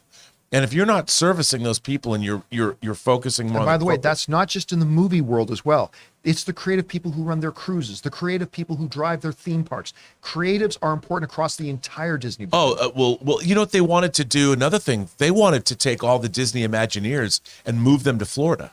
Yeah. Over the last 2 years, and people were like, "Wait, what?" You know, and all these people that working, imagine the Disney Imagineers were based here. I mean, yeah, they go to other places too, but they wanted to move the kit and caboodle. How do you think that went over with Disney Imagineers who have homes and families and everybody's here in Southern California? Not well. So that was another thing that we don't hear about because it's not as sexy, but it still happened. So anyway, I think I totally believe what you're saying about this emergency meeting. I don't have any reason. I don't know anybody no one's told me that. I don't know, but I could totally see that happening because they're fed up. Now, another question that's come up on this, actually, Harloff was recording his show earlier today, and out of nowhere, without giving me a heads up, he just called me in the middle of his show. So, and one of the things that Harloff asked me was, you know, a lot of people, John, are saying that this means Kathleen Kennedy is going to be out now too, right? Because, you know, she hasn't made, you can't have this Star Wars franchise, like you've pointed this out many times, and not put out movies. Where are the movies? And one of the things I said, well, here's the thing you got to keep in mind. I have heard, and again, I don't have anything to back this up with, but other people have heard this too. I'm not the only one. Other people have heard this as well, that the lack of movies coming out of Star Wars was actually a Chapek directive. Yeah. That Chapek directed that there weren't going to be any movies coming out right now. But on top of that, if anything, the return of Bob Iger kind of solidifies Kathleen Kennedy because Iger is a Kennedy ally. And now I still don't believe that. I believe her current deal takes her to 2025. I personally don't believe Kathleen Kennedy makes it to that or past it, I should say. But I don't think she's going to go anywhere immediately. If anything, I think Iger is going to want to, in the midst of all the chaos and the shakeup, Iger's going to want to steady things pretty quickly. And the last thing that I think Iger wants to do now is start replacing these studio heads as well. So I think that's going to be a difficult thing. Well, and Lucasfilm right now is in a pretty stable place. You've got Willow that's about to start. Which looks better than I thought it would. And people are saying it's good. You've got Indiana Jones on the horizon, which is a big, that's one of Disney's big tentpole movies in 2023. You've got Andor burning up, maybe not viewership, but getting critical accolades. You've got Mandalorian season 3 in the wings, which people can't wait for. I'm sure it's going to be great with the retaking of Mandalore or people whatever. People are excited about Ahsoka. Yeah, so Dawson. There's nothing in, like, we're sort of past Rise of Skywalker and Book of Boba Fett and Obi-Wan are in the rearview mirror, but all of those were good. They were good bets at first on paper. It wasn't like that was a stupid thing to do. And let's face it, too, as much as I didn't like Obi-Wan or Book of Boba Fett, they did get viewership. Yeah, they got strong viewership. So Lucasfilm is in, look, this whole thing, people haven't understood how business works. You know, Kathleen Kennedy, if you look at what she tried to do, hiring Lord Miller to make Solo, that was a really interesting, gutsy, ballsy move. The directors that came off 21 and 22 Jump Street, the guys who made Into the Spider-Verse, they hadn't done that at the time, but they made Solo. That it didn't work out is not Kathleen Kennedy's fault. Sometimes people just don't work together. It was gutsy for her to try and hire them in the first place. But now people blame her for that. But she was doing something out of the box. She is not somebody who interferes with the filmmakers. So if it doesn't work out with their filmmakers, that's something she's not. Yeah. Now, I have several criticisms with Kathleen Kennedy, and Sure. why I think it's good for her to move on once she gets to Of the end of her tenure. course, because she, no, I don't she's think. also done, hey, credit where it's due. She's done some good things. She's scored some big wins. She's not a big Star Wars fan in general, just in real life. I don't think she's a big fan, and that's fine. So she'll go on and do other things. But I do think that Lucasfilm's in a pretty good place right now. Now, as far as the question, the person who wrote in is asking, when are we going to start to see the results? Well, it's the same thing like we said under any big leadership change, like James Gunn and Peter Safran taking over DC Films. You're not going to feel the effects immediately. Like, as far as from a viewership point of view, what you're going to see is that you're going to see some org structure changes, like I think one of the things Bob Chapek will do within the first 4 months is get rid of a lot of those middle management. Bob Iger, sorry. Yeah. One of the first things you're going to see Bob Iger do is eliminate a lot of those middle management levels that Chapek put into place. I think the next guy who's really in trouble, forgetting the gentleman's name, who is kind of became his Chapek's main lieutenant, the guy who came from the banking background, who kind of had all the power in the world. I think his job is the next one to go. I think you're going to see a lot of those behind the scene things that will then set up what we feel differently down the line. But it's going to be a while before we see the effects of it. But it's a move they had to make. And listen, I'm not going to lie. I love this news. I love it. I have not been a fan of the way Chapek has run this company. I'm not going to lie to you. I have not been a big fan of Disney the last couple of years as a company. I've liked a lot of their content that they put out, but I'm not a big fan of the company, and I haven't been a big fan of the company for the last couple of years. Big question is, with this news, you going to go back to Disneyland? Fuck no. No, I need to see. No. I will never darken the door of Disneyland again, unless they make some pretty big fundamental changes. I don't know. Maybe big Papa Iger will come in and make some of those changes. But as of right now, no, my wife is going to Disneyland twice in the next week, once with our friend Martika and once with our friend Tommy. She's going to Disneyland twice this week. She's like, come on, are you sure you don't want to go? I'm like, baby, I love you. And if you want to go to Disneyland, I want you to have all the fun in the world. But I will never go back to that place again. Anyway, there's a whole story behind that. At any rate, this is huge. And I love the fact that Bob Iger's come back. Again, you never celebrate the fact that somebody's lost their job. But Bob Chapek losing this job is not like you or I losing our jobs. He's got tons more money coming from Disney. He's going to get a sweet parachute deal. Hey, listen, he gets to say in his career, he ran the best entertainment company in the world at Disney, all that kind of stuff. And listen, again, I never want to lose fact. As much as I trash the job that he did, I want us never to lose the fact that this guy stepped in an impossible situation. I may not have approved of the job that he did, but could a lot of people have stepped in and done a great job given the circumstances? I'm not sure they could have. So I want to give Bob Chapek some credit there. It was a very difficult situation, but they had to get rid of him, and I'm glad they did. And he did work his way up. I mean, he was at Disney for decades. Yeah. You know, you don't stay at Disney if you're an incompetent boob. And he did a lot of work that people really respected, and I think that he'll find another job in corporate America. How many people have the experience of being at a company like Disney at the level he was at for as long as he was at? If you're Bob Chapek, why would you want to work another day of your life? I wouldn't. Do you know how much money this dude's going to have in his bank accounts Yeah, now? I know. There's just a drive to lead. I've often thought about that too. Yeah. I'm like, dude, you made it. Go enjoy life. But they have this drive to lead. Yeah, I mean, or maybe he'll take his money and start up something new, and that's his. But also, I want to point out something else. Again, absolutely no evidence. There's absolutely no evidence that Kevin Feige had something to do with this. No. Even though I've heard some things. But there's no evidence that he did. But if he did, just theoretically speaking, hypothetically speaking, if he did, listen, what do they call Jaime again in Game of Thrones? The Kingslayer? Right. Kevin Feige's a Kingslayer because he got rid of Ike Perlmutter. Ike Perlmutter was his boss at Disney for a lot of years. And as soon as he said something to Bob Iger and Alan Horn, the uppity up, saying, I can't work under that guy anymore. No problem, Kevin, then that guy's gone. And he's gone. And I'm just saying and again, this is purely unfounded speculation based on something that I heard that I'm not even sure I believe. But I have very little doubt that on top of all those things that we already went, that huge laundry list of stuff that we already went through, if Kevin Feige then went to the board with a couple of the other studio heads and said to board members, we can't work under this guy anymore, what do you think the Disney board's going to do? Well, they're going to say, okay, then Chapek's that's completely baseless, pure speculation. But Feige, if you just look at the box office numbers of those films that are now a cornerstone of Disney's streaming empire, and also their entire merchandising, they're building the parks around Marvel characters. Kevin Feige is literally responsible for $30 billion worth of revenue coming in just on the movies that he's making. I mean, can you imagine if he keeps going with Marvel for however long, for another 20 years, that could be 50 billion or even 100 billion.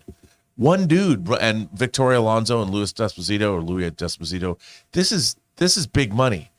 Executives do not trump people that can bring in this many billions of dollars into a company through their creative endeavors. I mean, it makes him a very big power player there, even though he is lower on the totem pole. But I mean, again, the moment Chapek started taking away Feige's power, that's when I said to you, I said, this is not going to go over well. Also, if the ability for him to do his job, to bring in that money into the studio, that probably carried a lot of weight between Pixar, Marvel, and whatever. Maybe another executive, maybe even Kathleen Kennedy was part of that. And I wouldn't doubt it. Again, an Iger ally. And the most important thing here, I think, is that, I mean, Bob Iger is now the Michael Corleone of Disney. Every time I think I'm out, they pull me back in. And it's true. And one other big thing to note, he's not the chairman of the board this time. When Bob Iger was running Disney, he was supreme, untouched power. He was both the chairman of the board and CEO.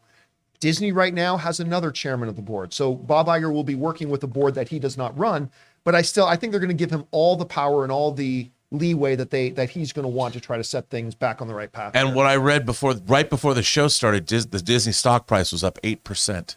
Right. Now, I expect that to settle again because the stock market does not like instability. And this is a sign of instability, but hopefully things are changing. Anyway, guys, we could talk about this for another hour. And I'm sure as we get into your live questions, there's going to be more to talk about this Bob Chapek, Bob Iger situation. But we'll get to those in a second. For now, what do you guys think about this? This is a day that will be long remembered. Bob Chapek is out. Big Papa Iger returns. Bob Iger is back in charge for at least the next couple of years to reset the direction of Disney and to get in and groom an actual successor to carry on that vision, not to come in and trash it and replace it with something far inferior. How do you guys feel about this? What parts of the story stand out the most to you? Whatever your thoughts are, jump into the comment section below and leave those thoughts there. All right, guys. With that down, we are now going to move over to take your thoughts, theories, opinions, and questions. You got something to say about this Bob Iger situation? Maybe something about the Chris Hemsworth situation. Maybe something about Indy 5. Maybe something about Jason from Power Rangers. Whatever it is, jump on down into the super chats because we have now opened up our super chats. You guys can go in there now and start leaving your thoughts and questions there. And we will get to those questions as soon as we come back from another sponsor break. And we want to thank the main sponsors of our show, my mobile phone service provider, Ryan Reynolds' own company, Mint Mobile. Guys, we want to thank a sponsor of today's video, Mint Mobile. This holiday season, the best deal in wireless can only be found at Mint Mobile. Right now, when you switch to Mint Mobile and buy any 3-month plan, you'll get another 3 months free. As the first company to sell premium wireless service online only, Mint Mobile lets you order and activate from home with eSIM while saving tons on phone plans starting at just $15 a month. Guys, you know I've been using Mint Mobile long before this holiday deal, and I have to say, it is the perfect time to switch. Since I switched to Mint Mobile, I've been spending 1/3 of what I used to spend on my mobile service with the other big name company. And with this buy 3 months, get 3 months free, not only is it a great choice for you, but it makes great gifts for the people you love. Mint Mobile's best offer of the year is here. By going online only and with eSIM and eliminating the traditional costs of retail, Mint Mobile passes those significant savings on to you. All of their plans come with unlimited talk and text plus high-speed data delivered on the nation's largest 5G network. You use your own phone with any Mint Mobile plan and switch easily and effortlessly with eSIM. Or if you need a new device, for a limited time, get 6 months of free service when you buy a selected device and plan. So guys, for a limited time, buy any 3-month Mint Mobile plan and get 3 more months free by going to mintmobile.com/Campea. That's mintmobile.com/Campea. And thank you to Ryan Reynolds and our friends at Mint Mobile for being a sponsor of the John Campea Show. All right, guys, with that down, let's do what we're here to do. Let's hear from you guys, your thoughts, theories, and opinions about this. We said that we only leave the super chats open for a couple of minutes. You guys have already filled it up, so let's get in there. Alu, what do we got in the super chats? All righty. We got Markville Blah with some support there. And then we got Dumbledore with, I didn't like Bob as CEO, but I liked how Bob ran it before Bob took over. So I'm glad Bob is back to replace Bob. Who Bob got to replace Bob in 2020? What about Bob? Yeah, what I was going to say that. What about Bob? What was it? Somebody in the live chat that called. If we had a title for today's episode, it should be The Last Paycheck. I like Bob, that. the last paycheck. Bob and Bob. Hey, look, you already heard me accidentally say Bob Chapek instead of Bob Iger. We'll get back to it. Big Papa's back. That's the important thing. All right, what's next? Oh, and just real quick, I wanted to say that Itzante gifted 5 John Campea memberships. Oh, thank you so much, man. This is incredibly generous of you, dude. All right, what's next? J Master says, between Peter Rice, Kevin Feige, or who would Bob Iger will bring into the train as his successor of CEO of Disney? The return of the king is back. All worship the altar of Big Papa Iger. The answer to that is neither. Neither of them have. See, here's the interesting thing. A lot of us in the movie fan circles, we forget Disney is much more than just a movie company. We primarily focus on that and area of it is entertainment, right? But it's Disney cruises, Disney experiences, it's merchandising, it's Disney parks, it's all that. So these are things that Kevin Feige has no experience in whatsoever. It's also not what Peter is experienced in and what he can do. Now, I could see a Kevin Feige taking over the old Alan Horn role, where Kevin Feige maybe oversees all of the Disney studios. He oversees Pixar and Marvel and Star Wars and Disney live action and Disney animation. I could see that happening, but neither of those would be appropriate or even competent choices to take over the CEO of the entire international corporation, because that's something they have absolutely zero experience in. They're going to want to stay in stuff that's creative. All right, what's next? Guillaume Labelle says... Guillaume. Oh, Guillaume. Oh, my goodness. Guillaume. Iger says, kick store to Chapek's office. Chapek, Disney CEO immunity. Iger, it's just been revoked. It's just been revoked. Get the hell off my plane. It's like the guy in Lethal Weapon 2, diplomatic immunity. I still... Listen, the writing was on the wall. As soon as Bob Chapek started making those changes, and Bob Iger, who doesn't say, he's a PR guy. He schmoozes and he's a relationship guy. And Bob Iger coming out, when he started saying publicly, yeah, I'm kind of concerned about the direction things are going. Like, that said the world to everything. And I think that started the fuse that we've seen now kind of hit the end of it and explode now. So we'll see. All right, what's next? In the words of Lion King, the king has returned. Cynthia says, y'all, I'm sorry, but I was not invested one bit in Wakanda Forever. Why? Because I couldn't see a damn thing. It was so hard to see faces. Whoever's in charge of the projector should be behind bars.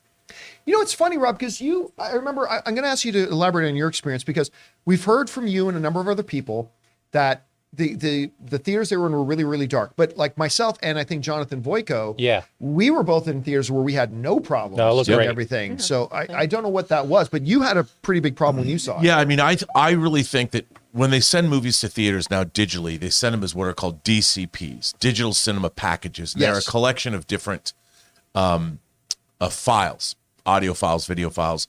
And it really depends how the files have to be processed. And I think in the case of Wakanda Forever, some of these DCPs, because this wasn't in my theater, it wasn't an instance of just it being dim.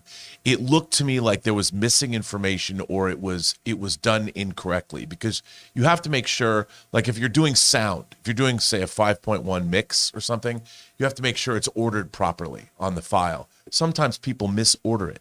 Like on the latest Blu-ray of the 4K of Escape from LA that came out on Shout Factory, they mislabeled, so the center channel is around the surround channels. It's a mistake. Happens all the time. I really do believe that certain DCPs that were sent out to theaters had an actual mistake in the file that made them too dim. All right, what's next? Okay, I skipped Jim XM. Will Peter Rice become the next Iger, John? No. He will not, because again, there's a whole element of stuff that Peter Rice has absolutely zero experience in. But I mean, I could see him returning to the fold. I could see Iger bringing him back again and giving him a lofty position in the entertainment division. But again, I don't see either him or Feige becoming the next Bob Iger. I could see them maybe becoming the next Alan Horn. So that's a possibility. Anyway, all right, what's next? A. Marcellus says... With a $20 super chat. Thank you, A. Marcellus. The loss of Jason David Frank hurts. Not only my favorite Ranger, but a lifesaver. My friend went through his own depression, and JDF gave him some encouraging words at a Comic-Con. Rest in peace, and thank you for saving my friend's life. Wow. I mean, listen, I have never spoken to anybody that had an experience with him that didn't say it was a profoundly positive one. And that says a lot, because a lot of celebrities, you hear some good stories, you hear some bad stories. I've never heard anybody say they had an experience with him that was bad. I never heard one person say, yeah, I met him at a Comic-Con and he was a jerk or anything like that. He was always, from everything that I've seen and heard, and I didn't know him personally, but everything I've seen and heard has been, he was always great with his fans. He was always making himself available to them. He was always very kind. So I know he was, I read that he was going through a divorce and things like that. And again, just remember, guys, whenever everybody, again, it's that old saying, everybody you meet or everybody you converse with online or whatever, they're fighting a battle you don't know about. And it might be something that's totally tearing their life apart and you just don't know. I mean, it's a sad thing, but it's true. And I think this is something for us to always be aware of. All right, what's next? Brady Iyer says Justin Lin, Tyrese Gibson, and Vin Diesel have all confirmed in the past that the two-part finale Fast 10 and Fast 11 are being shot together. So maybe the $340 million production cost is the combined budget of the Fast 10 and Fast 11. No, it's been confirmed that that's not the case. The $340 million that the major trade reported on is specifically for the one film. Were it for the two films, I mean, that would be what, $170 million budget? Yeah, that's no big deal. Each, which, hey, you know what? That's actually pretty, and you could save some money shooting them back to back. That would actually be pretty good. But no, everything we've heard, it's specifically for Fast 10. All right, what's next? Cosmic says Bob Chapek forgot to delete his browsing history before he was told to leave. Iger is like, why is there so many tissues in this drawer? Ouch. Oh my! Come on, man. Hey, don't judge a man. Don't judge a man. Whatever gets you. Hey, remember what Matthew McConaughey said in Wolf of Wall Street? And what he told. Hey, something grew that beard on his face. That's all I'm going to say. I'm just saying. All right, what's next? Stubble McShave says, would like to see a 30-year segment on Rewind. Lots of good 90s movies. Also, Die Another Day is the worst Bond movie so far, by far, for so many reasons. I would submit that there are several worse Bond movies. Yeah, I would too. I would too.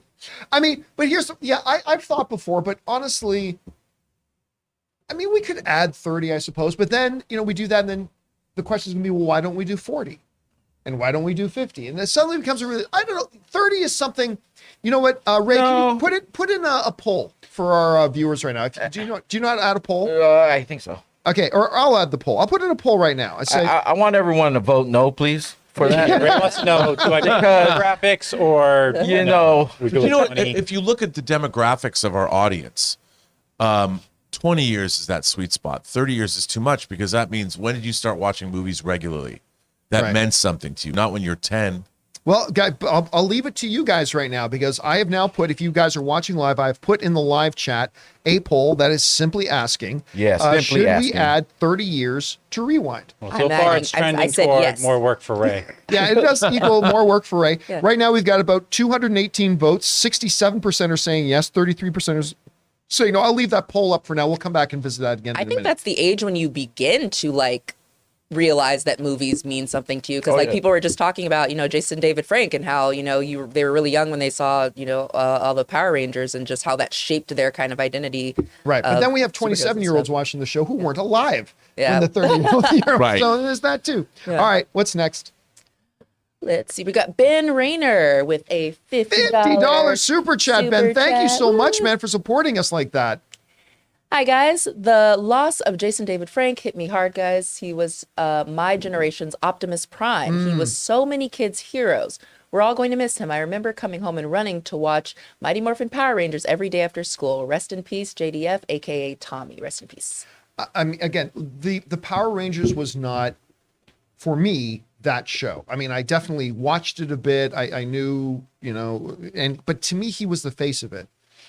And for people who did, and there were a bunch of people who grew up watching Mighty Morphin Power Rangers. It was a huge, huge pop cultural thing. It's still around today, and they're still making content today. And he was the face of that. And, it's an amazing thing how special we realize a lot of these people are because I remember when Carrie Fisher died, or even going back further, I remember when Robin Williams died. And it was the first time that I ever felt emotion over the loss of a celebrity. And I remember I pondered that, and I came to the conclusion that, you know what it is?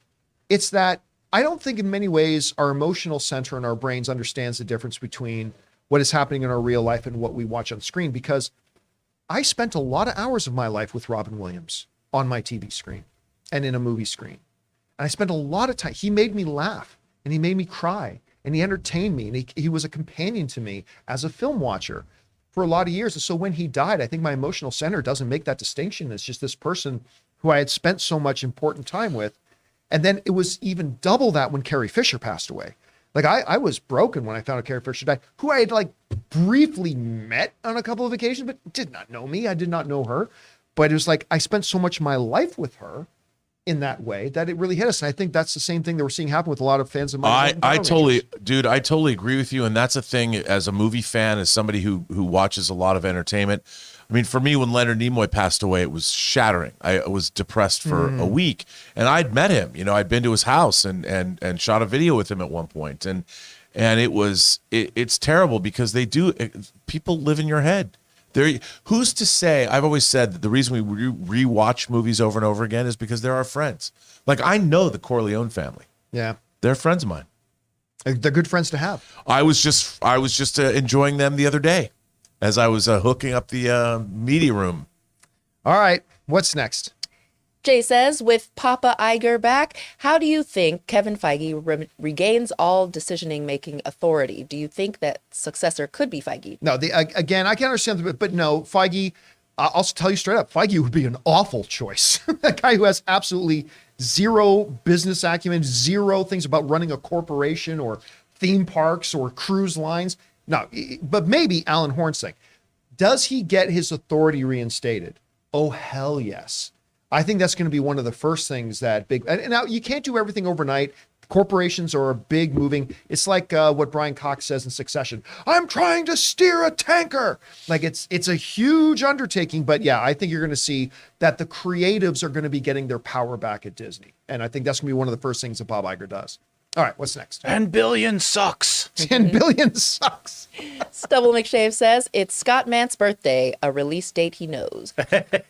I gave a little shout out to Scott Mantz. Of course, our friend, you've seen him on our show a lot.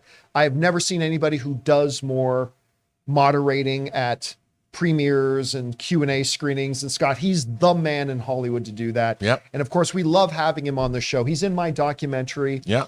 We love Scotty Mantz. I told everybody on Twitter, I said, wish Scott Mantz a happy birthday. And then you tell him your birthday and make him tell you what movie was released the day you were born. And he could do it. I'm sure he'd love that. He was the best at movie dates I've ever seen. All right, what's next? Yasmar Hidalgo says, hey, John, any chance Chapek can fill in for Erin on Thursdays when she's busy? An internship would do him some good. Yeah, I hear Chapek's got some free time now. He come in. Don't laugh, though. Don't laugh. I don't even mean this in a satirical way. I bet Bob Chapek would be an awesome movie pundit. I bet you he'd be a great pundit. I bet you he really would. The insider stories he would have and all that kind of stuff. I bet he's still a fan of physical media. Yeah, there you go. The invitation's open, Bob. We know you got some free time now. I think you'd be great. Just rock that beard. You'd be good to go. You sitting beside Bob Chapek, you'd be like the Legion of Beard. Trimmed. It's the Legion of Beard. Guys who know how to rock the beard. I'll even shave my head. If Bob Chapek comes on this show, I will shave my head and trim my beard just like him. I think you got a power twins right there. I will do it. You'd be like an SNL version of Bob Chapek. Yeah. All right, what's next? M. Jada says, Mads said mistakes of the past, not his past. But the way you read it, though, it's very, very much sounds like he wants to go back and correct mistakes. Yeah, to bring back the fatherland. So again, maybe it is. Maybe it's the mistakes that led to the Nazis losing. He wants to correct that, and Indy needs to stop him. I mean, if he's Tote's grandson, maybe he knows what island he has to go back to. I don't think they will do that, but boy, he does rock the Tote vibes, doesn't he? I mean, what if he steals the Ark of the Covenant back in that day? By the way, still one of the greatest movie moments to me that lives forever. I mean, obviously, when everybody thinks of the first Raiders, they think of him pulling out the gun and shooting the guy. That's great. But to me, is when he goes into Marion's bar and he reaches out his hand and his henchman hands him what looks like some kind of nunchuck weapon. Yeah. And he's going to towards him, and it's a coat hanger. That to me, I don't know why. When I was a kid and I watched that for the first time, to me, that was one of the greatest movie moments ever. I love that. All right, what's next? It's Zanti with a $50 super chat. Thank you, man. That's incredibly generous of you, dude. Says, I believe it, John. When Chapek took away Feige's ability to choose how his films are marketed and where the films would appear, streaming or theater, it was over. I honestly feel like this is a sign for me to quit my own toxic job. I mean, listen, I've had a lot of people. It's funny. I did Ask Me Anything over the weekend. And I had people writing in that too about asking about when it's time to move on from a job and stuff like that. And look, that's a very personal decision, and every situation is completely unique to yourself. But again, I'll see you guys later. bad timing. But I mean, I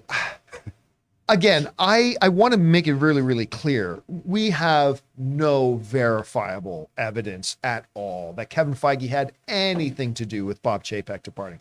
All we do know is that something happened. Something, because you don't just renew the guy's 3-year contract and then fire him a few weeks later.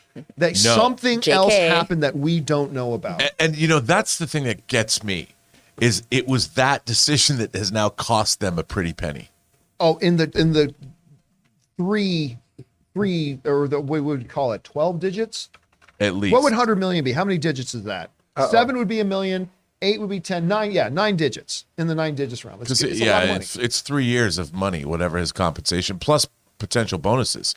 Did they have to pay him on a certain sliding scale of bonuses if? Oh, and I guarantee you had a golden parachute built in too. Yeah. Early termination of the contract, I bet, comes along with a $20 million bonus or something like that. Again, we don't know, but he made sure he was positioned. I mean, maybe tomorrow we're going to hear that Lucasfilm is going to announce the Bob Chapek produced Star Wars movie to join the litany of all the other Star Wars movies. That will never happen. Yeah, that's what they do. Let's put him in there. All right, by the way, I'm going to stop the poll now. We have 1,300 votes on the poll asking, should we add 30 years to Rewind? 70% said yes. In a landslide victory. Wow. Oh, yeah? I was wrong. That's real All right. nice. They just added 30 years to raise life. We'll just Next week, Yeah. I guess we'll do 10, 20, and 30. Adam, we'll just do 40s too. 50. 40s, 50s, whatever you want. All right, what's next? This is like the Breakfast Club. You want another one? You want 50? Come on, say another word. 50.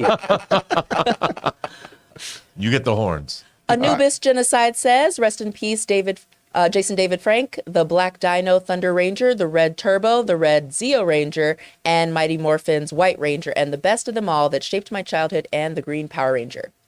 Yeah, I still remember when he came, because initially when he came on, when Green Ranger first appeared, he was a bad guy. And then saw the light, became a good guy, and then became the White Ranger and all that kind of stuff. Again, it's just, you can't underestimate how special, as ridiculous as Mighty Morphin Power Rangers is. You cannot begin to deny the following it had, how special it was to how many people. And again, to me, he was the face of that. When all was said and done, he was the face of the brand, the most recognizable face. And I think this hurt a lot of people when they found out about this. All right, what's next? Sin Vendetta says, am I the only one that when I hear Rise of the Guardians, I always think about the movie Legend of the Guardians, The Owls of Ga'Hoole, that came out 2 years prior in 2010? Yes. I was going to mention that. Yep. Yes, the Owl movie came out around the same time, and people were really confused. They're By like, Zack which- Snyder. Zack Snyder's Yeah, movie. yeah. Zack Snyder's, by the way, one of my favorite Zack Snyder movies. I don't know why he hasn't done more animation, because he did that one. It didn't make a lot of money. It didn't make a big impact. Snyder Cut. I'll tell you what, I think Owls of Ga'Hoole is great. I really like that movie a lot. It's And from a story point of view, it's one of Zack Snyder's best directed movies. Come on, dude. Honestly, It's no when your Sucker show notes Punch. came out, It's no that's what I was Sucker thinking. Punch. Come on Sucker now. Punch would be his worst. Sucker Punch would be, unfortunately, his worst. Depends what point of view you're coming from. It's true. All right, what's next? Ricky Bizarro says, haven't been able to write in for months now. I've been in my first semester of college. Got out wow. early today. So just want to say, love you guys. Listen every day. Thanks for everything. Oh, thank you so much for that. I appreciate that. And good on you for focusing on your studies, doing what you need to do. Hopefully you're still watching the show even when it's not live, but it's great to have you here. Good luck on the rest of your academic career. We hope you do really well, man. All right, what's next? CJ Rebirth says, you can't rob us. I'm not effing around. Wham, go get the drinks. Hermione just stole all our shit. That's from. I don't know what that's from. That is from This Is the End. Oh, that's right. Oh, Yeah. I love that movie. that movie is funny. I mean, and the ending of it, Love that movie. the big musical number at the end of it is like so out of nowhere and ridiculous. I love that movie got made Yeah. because that movie has, well, not just the devil's balls, but that movie has balls.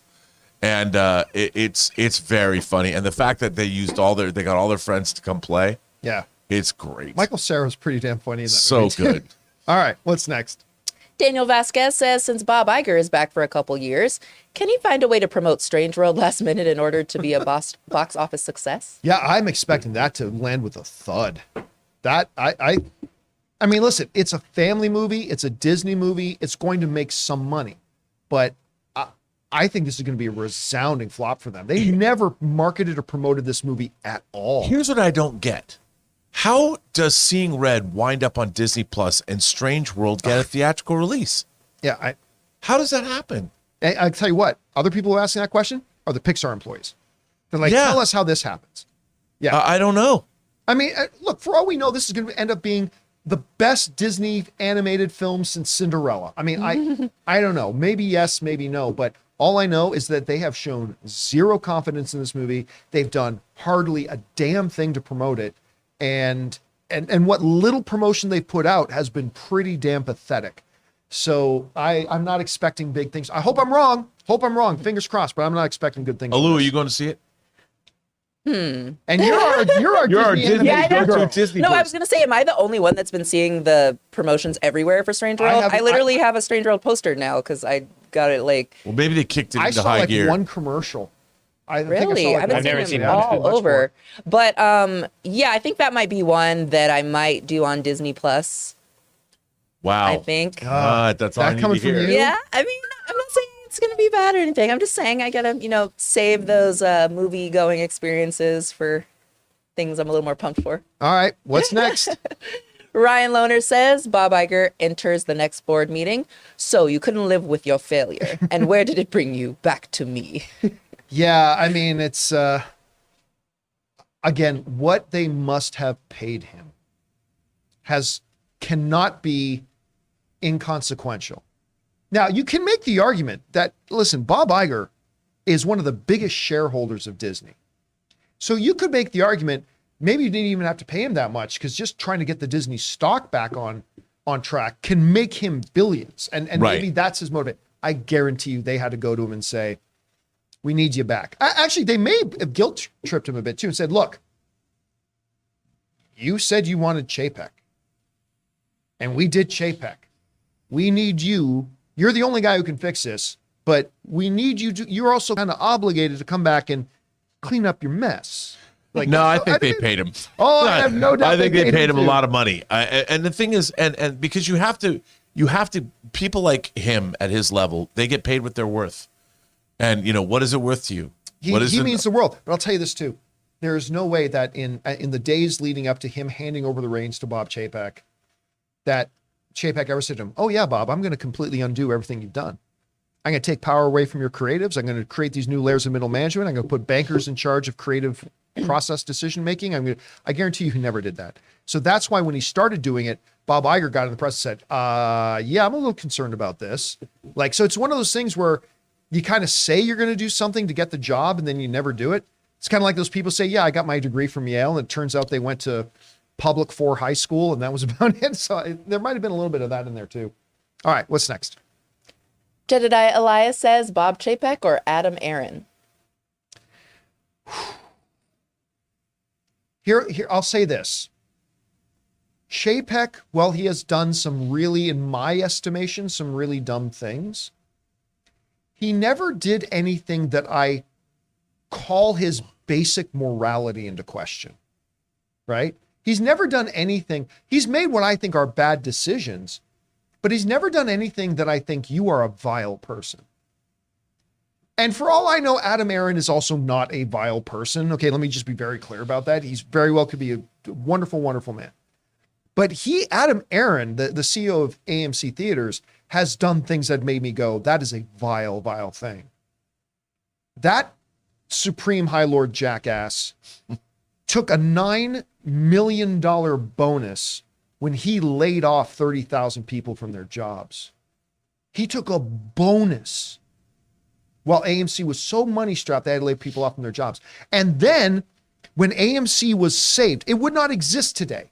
AMC would have been bankrupt today were it not for that damn GameStop meme stock that AMC was the beneficiary of. And okay, great. Take advantage of that. Adam Aaron had the audacity to get on stage at D23 that I was at, and I nearly got myself thrown out of, when he got on stage and took credit for saving the company. We're in great. It's like, you jackass. You are here by the luck of your ass. You mean CinemaCon? That, what don't did I you? say? D23. Sorry, it was at CinemaCon. Yeah, Thank yeah. you. At You see him CinemaCon. everywhere. Yes, yes, he does it everywhere. I mean, He's in your head. Adam Aaron has done things that make me feel like he's a vile snake, even though he very well may not be. He could be a very, very nice person.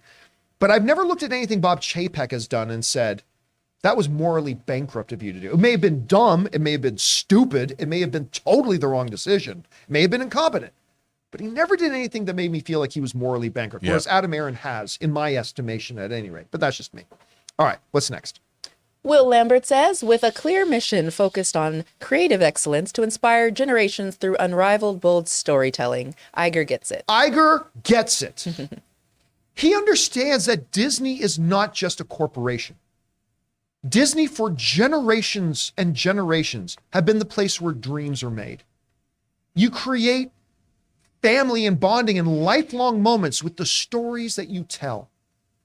And that's why, for him, being a people person, number one, and putting power into the hands of the creatives. Of course, there's a business element. Absolutely there is. This is a business.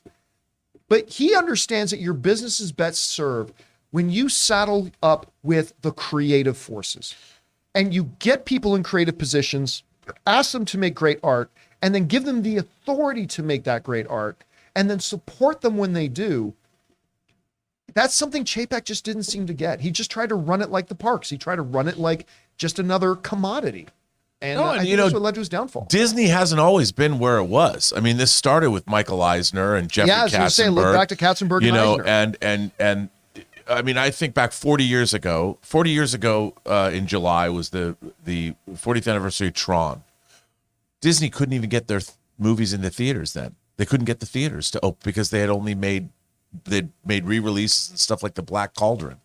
Disney was nowhere. It wasn't until Ariel came along and The Little Mermaid started a renaissance at Disney that carried all the way through the 90s and took them to where they are now.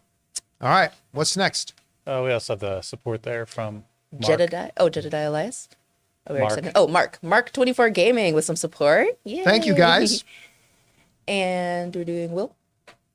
We're good. Oh. Right there. My Comic Planet says, I heard even a lot of Disney execs didn't know, and you do it on a Sunday night before the holidays. That's some recession gangster type stuff right there. LOL.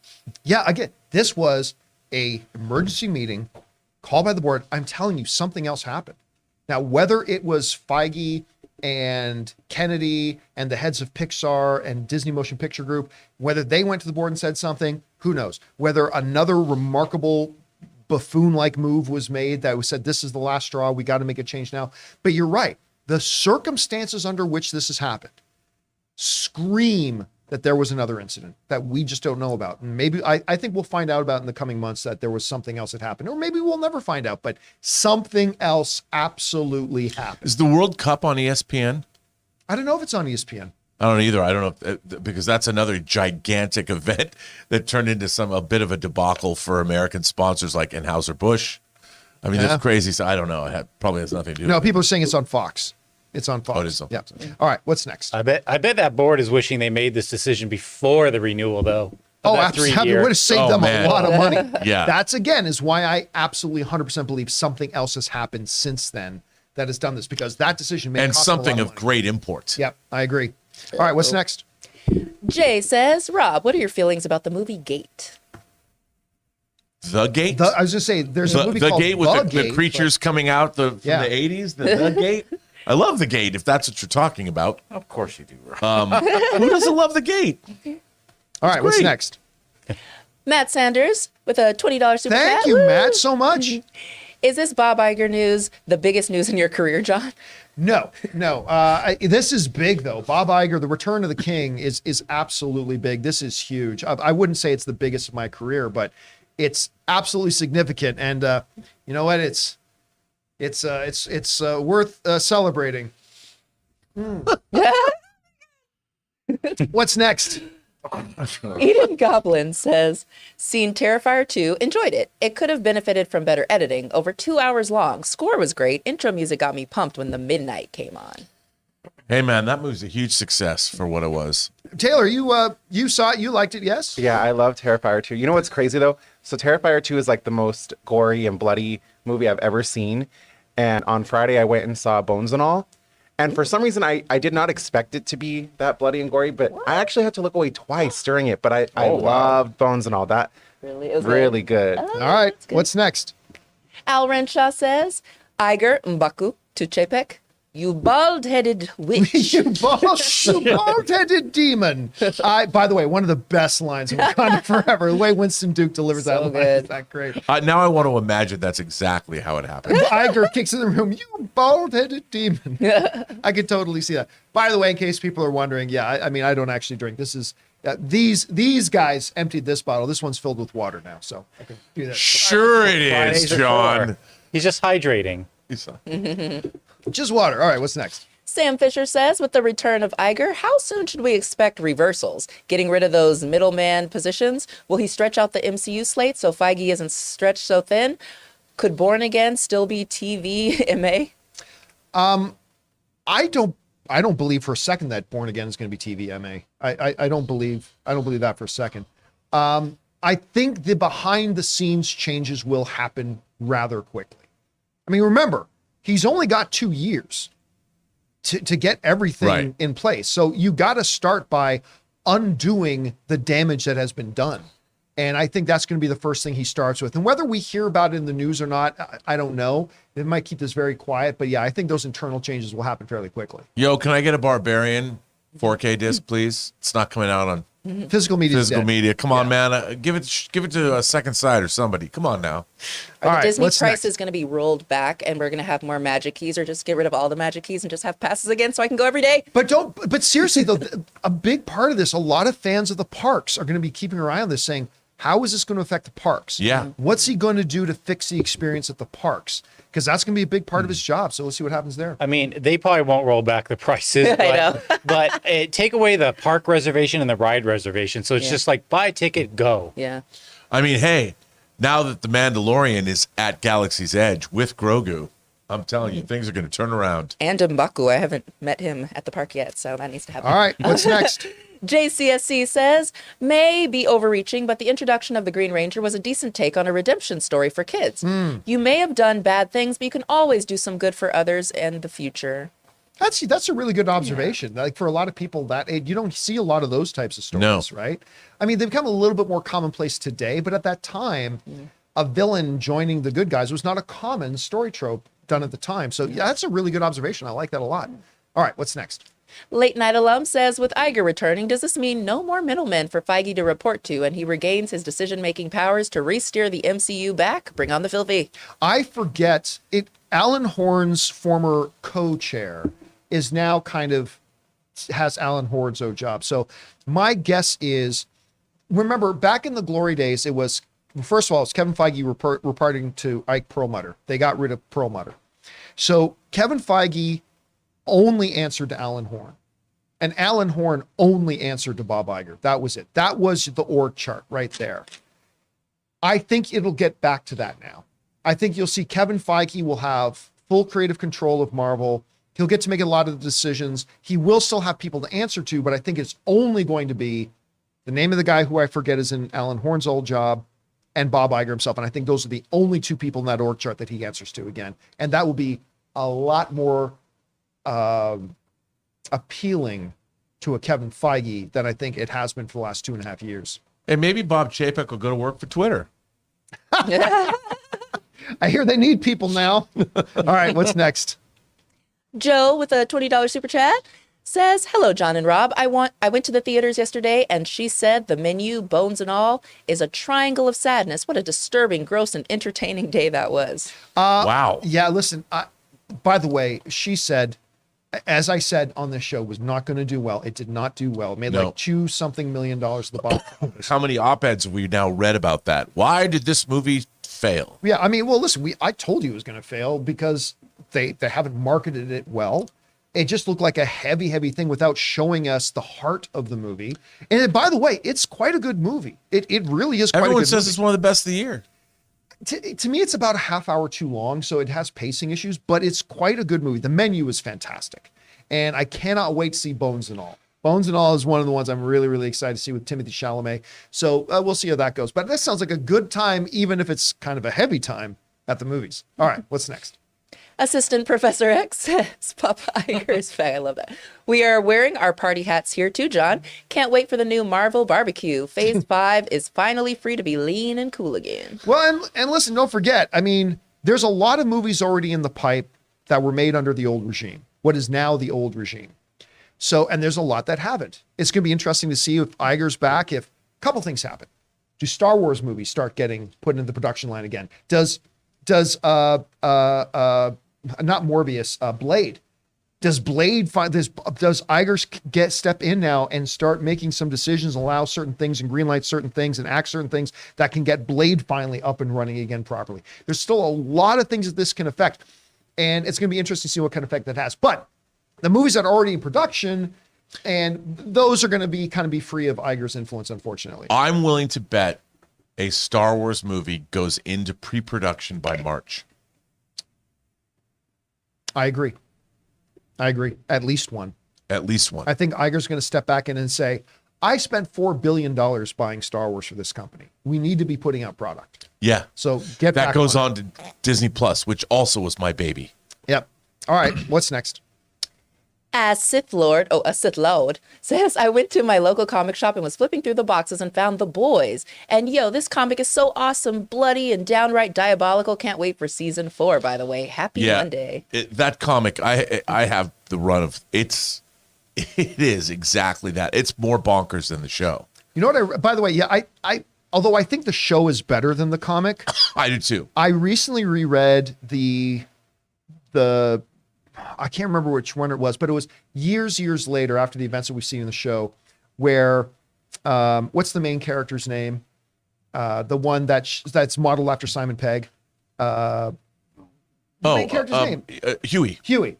Where it's like years later, Huey and Starlight are now living overseas and it's been years and stuff like that. That was a really good run. Yeah, no, the comic, it was, when it was first, it just got over the top. It just was too much. And you're like, come on. Tone it down, buddy. What's next? Digo V says, do you think Iger brings Peter Rice back? I would not be surprised. I wouldn't. Now, remember, you got to make room for him. You're going to have to create a position for him. And it all depends on what does Peter Rice have going now.